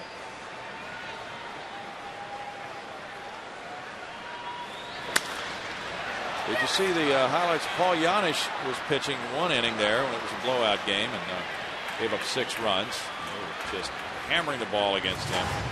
And Dick Pole went to the mound. Talk to his backup shortstop who's in the game pitching. Janisch had a smile on his face. A visit from the pitching coach. Probably said, hey, don't hurt your arm here. Just keep throwing that BP up there. Yeah. Pudge looks at ball 1. It's 1 ball, 1 strike. And the Rang started for the Reds. David Weathers got the win, and Francisco Cordero picked up save number 21. Brad Lidge now 0-4 to the loss. It's 1 ball, 2 strikes, and the Reds and Astros were tied for 4th place when the night began. Kind of the fun thing about baseball: a team wins one night, 22-1, and comes back and loses 4-3 the next. Yeah. What would the equivalent be in football? Like 63-0, something like that. Probably. There's a pretty good chance that team's going to win the next game too. A shot in the center field. Pudge having a big night. He's 3 for 4. He's hit the ball up the middle well tonight. First and second now, and it's Matsui batting. Matsui's been on twice with a walk and a single, scored a run. Graybo trying to get the Pirates through the 8th inning. Capps is the closer. Don't see anybody warming up right now for Pittsburgh. Jeff Fulcino is throwing for Houston. Here's ball 1. Keppinger's on deck. And the pitcher spot for the Astros. Try to keep it churning here, down by 3. They've out hit the Bucks 10-7. Now 2-0 for Graybo. The good thing for Matsui is with Mulholland starting the game, the lefty, and now Graybo coming in behind Hanrahan. Hasbro didn't face Hanrahan, so all of his at-bats have come against left-handed pitching tonight. He wants to get comfortable from one side. 2-1. Brian Gorman brings it up for a strike for Graybo.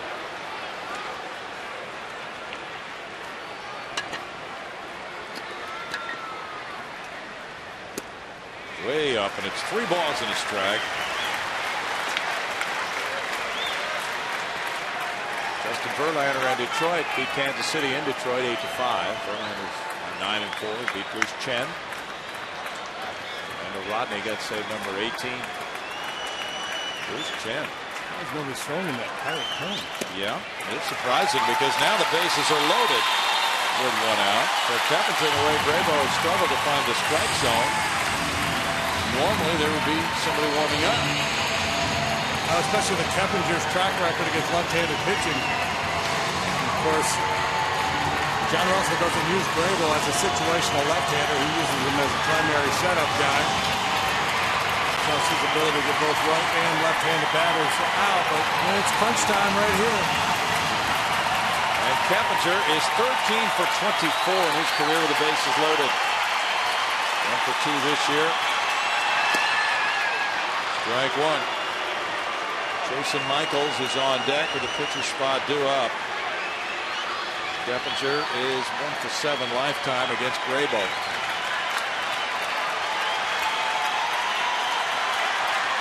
Keppinger hit the ball hard twice.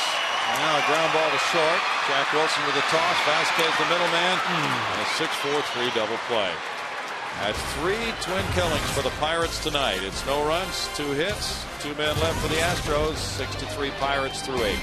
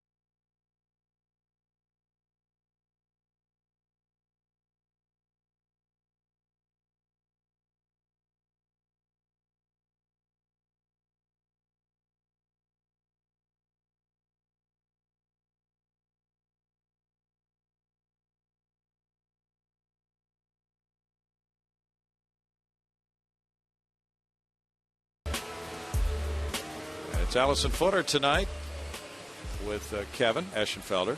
Alberto Arias came in the 8th inning. He's pitcher number 4 for Houston. Gave up 1 hit, no runs in the 8th. He faces Jason Jaramillo leading off the 9th. Jaramillo is 0 for 3.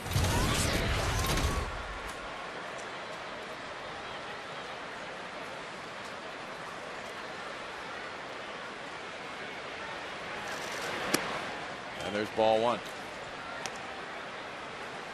Pitcher spot due up next. Pirates getting ready for a pinch hitter. Salazar on deck. Fly ball goes to left field. Carlos Lee handles out number 1. And now it will be Jeff Salazar pinch hitting for John Grabo. We got the Pirates through 1 2/3 innings. Not without some nervousness. Giving up 3 hits, no runs. He had 1 walk and no strikeouts and a huge double play. Matt Capps, the closer's warming up. He's 18 for 20 in saves.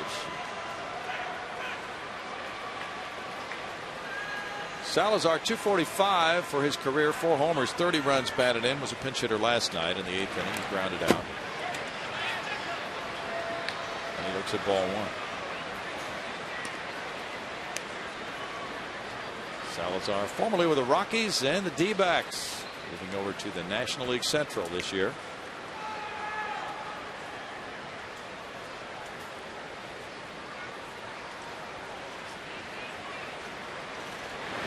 Jeff's 28 years old. That's a strike call, and it's 0-2. He's from Oklahoma City and went to Oklahoma State.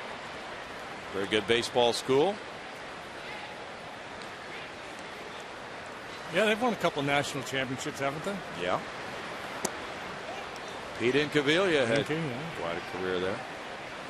Robin Ventura. Yeah. 2 balls and a strike. Darren Dilks. Don't know Darren Dilks. I played summer ball with Darren Dilks. He was actually a first-round draft pick. Oh. He was an outstanding college pitcher and hitter. Okay. I don't think he ever made it to the big leagues. I don't know if he got hurt or what.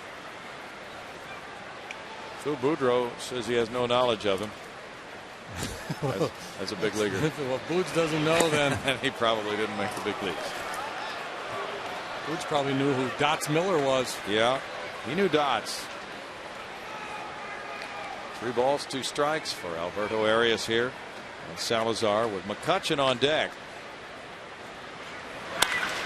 That one's hit in the air to right center. Hunter Pence backing toward the bullpen wall.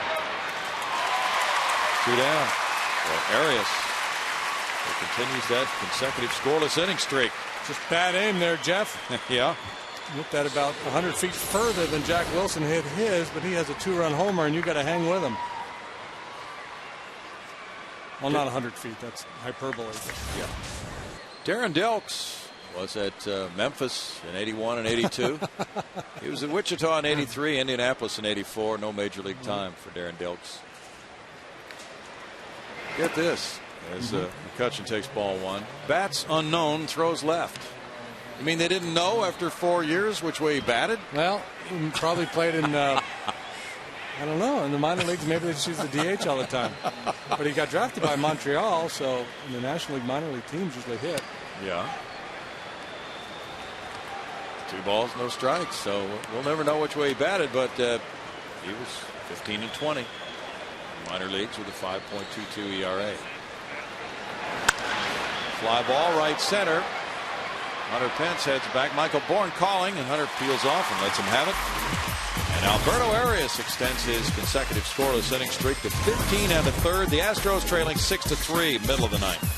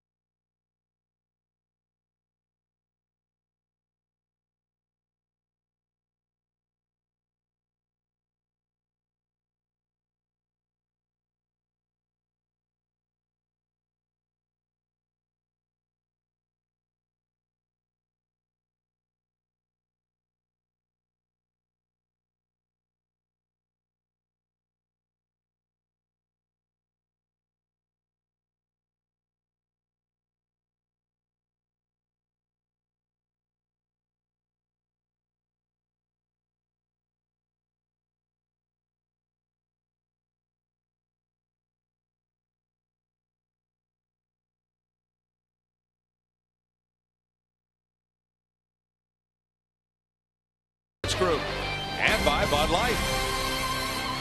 Fans here at Minute Maid Park tonight enjoying the air conditioning. But the Pirates turned the tables. The Astros had tied it 2-2 with their 6th inning run, but then the Pirates broke out with 4 in the 7th as they batted around. Now they lead it 6-3 as we go to the bottom of the 9th. Our Texaco star performer of the game is Garrett Jones, the left fielder, who's really had an impact with his all-around play tonight. Garrett Jones, not a youngster, but not an experienced player at the major league level. A lot of time in the minor leagues, getting an opportunity and playing well for the Pirates, having a big night here. First 2 stolen bases of the season. We didn't expect to see that out of him. A couple of knocks. And a nice play here, holding Carlos to a single, showing a good arm out there in left field. He played right last night.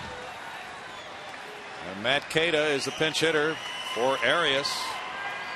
That's Garrett Jones in left field. He's either talking to himself or singing out there. Well, he's had the kind of game that might lead you to sing afterwards. There's strike 1 to Queta. 194, no homers, 4 runs batted in for Matt. He's had 31 at bats with the Astros and 6 hits. As a pinch hitter, he's 3 for 11 and he's driven in 3. Bourne and Tejada to follow Queta. And that was fouled away for an 0-2 count. Matt Capps, 25 years old, from Douglasville, Georgia, was drafted by the Pirates in 0-2 in the 7th round. And last year he had 21 saves in 26 opportunities. 18 already this season in 20 tries. Broken bat up the middle. Vasquez with an off-balance throw. Queta is out. Ooh, man, there's been a couple close plays down there tonight. It looked like he was going to be able to beat that play. But Vasquez came up with a beauty.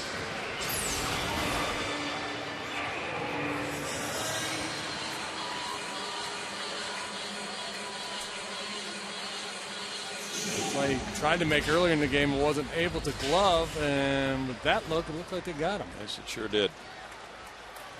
Jerry Davis with a good call at first. Vasquez really got that throw off quickly. And an accurate throw. Michael Bourne looks at strike 1 from Capps on the fastball at 94. Capps with an ERA of 4.88 this year. He's been hit around a little bit. The control not quite as sharp as it normally is.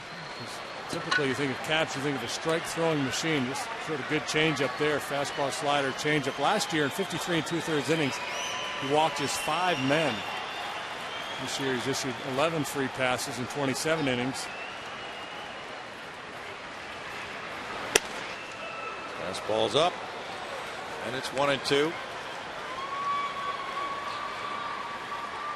Capps got a loss. Long run in the 10th inning against the Mets 5 days ago.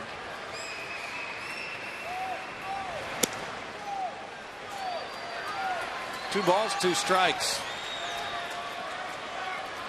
Well, he's converted 12 straight saves since he had his last blown save against Colorado May 15th. Still 2-2 with Tejada on deck. The Rays beat the Blue Jays in the 11th 3-1. Dan Wheeler got that win over Brandon League. Pat Burrell had a game-winning homer. A 2-run shot, his 4th of the year. Capps is trying to put the lid on a win for the Pirates, which would mean a rubber game. Vasquez to his left, to LaRoche, 2 outs. The elusive 500 mark. Yeah. Astros been trying to get back to 500 since the 3rd day of the season. They're in position to do so in San Francisco in the opener of that series on Friday night. We got thumped 2 in a row to fall 3 below, and another opportunity to get back tonight. And barring a miracle, we're going to have to wait a couple of days. This might be the 8th time the Astros have lost a game when they're in need of a win to get back to 500. And Miguel Tejada 2 for 4, a double and a single. They've been on the verge so many times. Close there, but they'll try again tomorrow as it's strike 1 on what seems that it will be the rubber game of this series at this point anyway, with Wandy Rodriguez going tomorrow against Charlie Morton.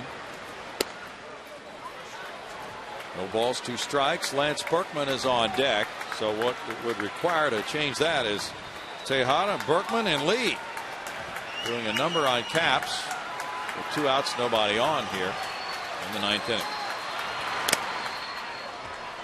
2 outs, 2 strikes. That would be a very improbable comeback. First place Cardinals are winning at Milwaukee. 5-0 in the top of the 9th inning. Colby Rasmus at his 11th. Been on a home run binge for St. Louis.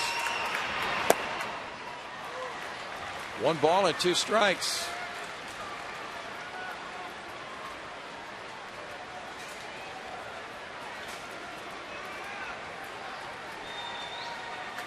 Caps became the closer in 07. He was 18 for 21 in saves that year. Vasquez at second. Takes care of the final out, and he took care of all 3 outs there in the 9th inning for Caps, who picks up the save. And Paul Maholm, with 6 very good innings, winds up the winning pitcher when the Pirates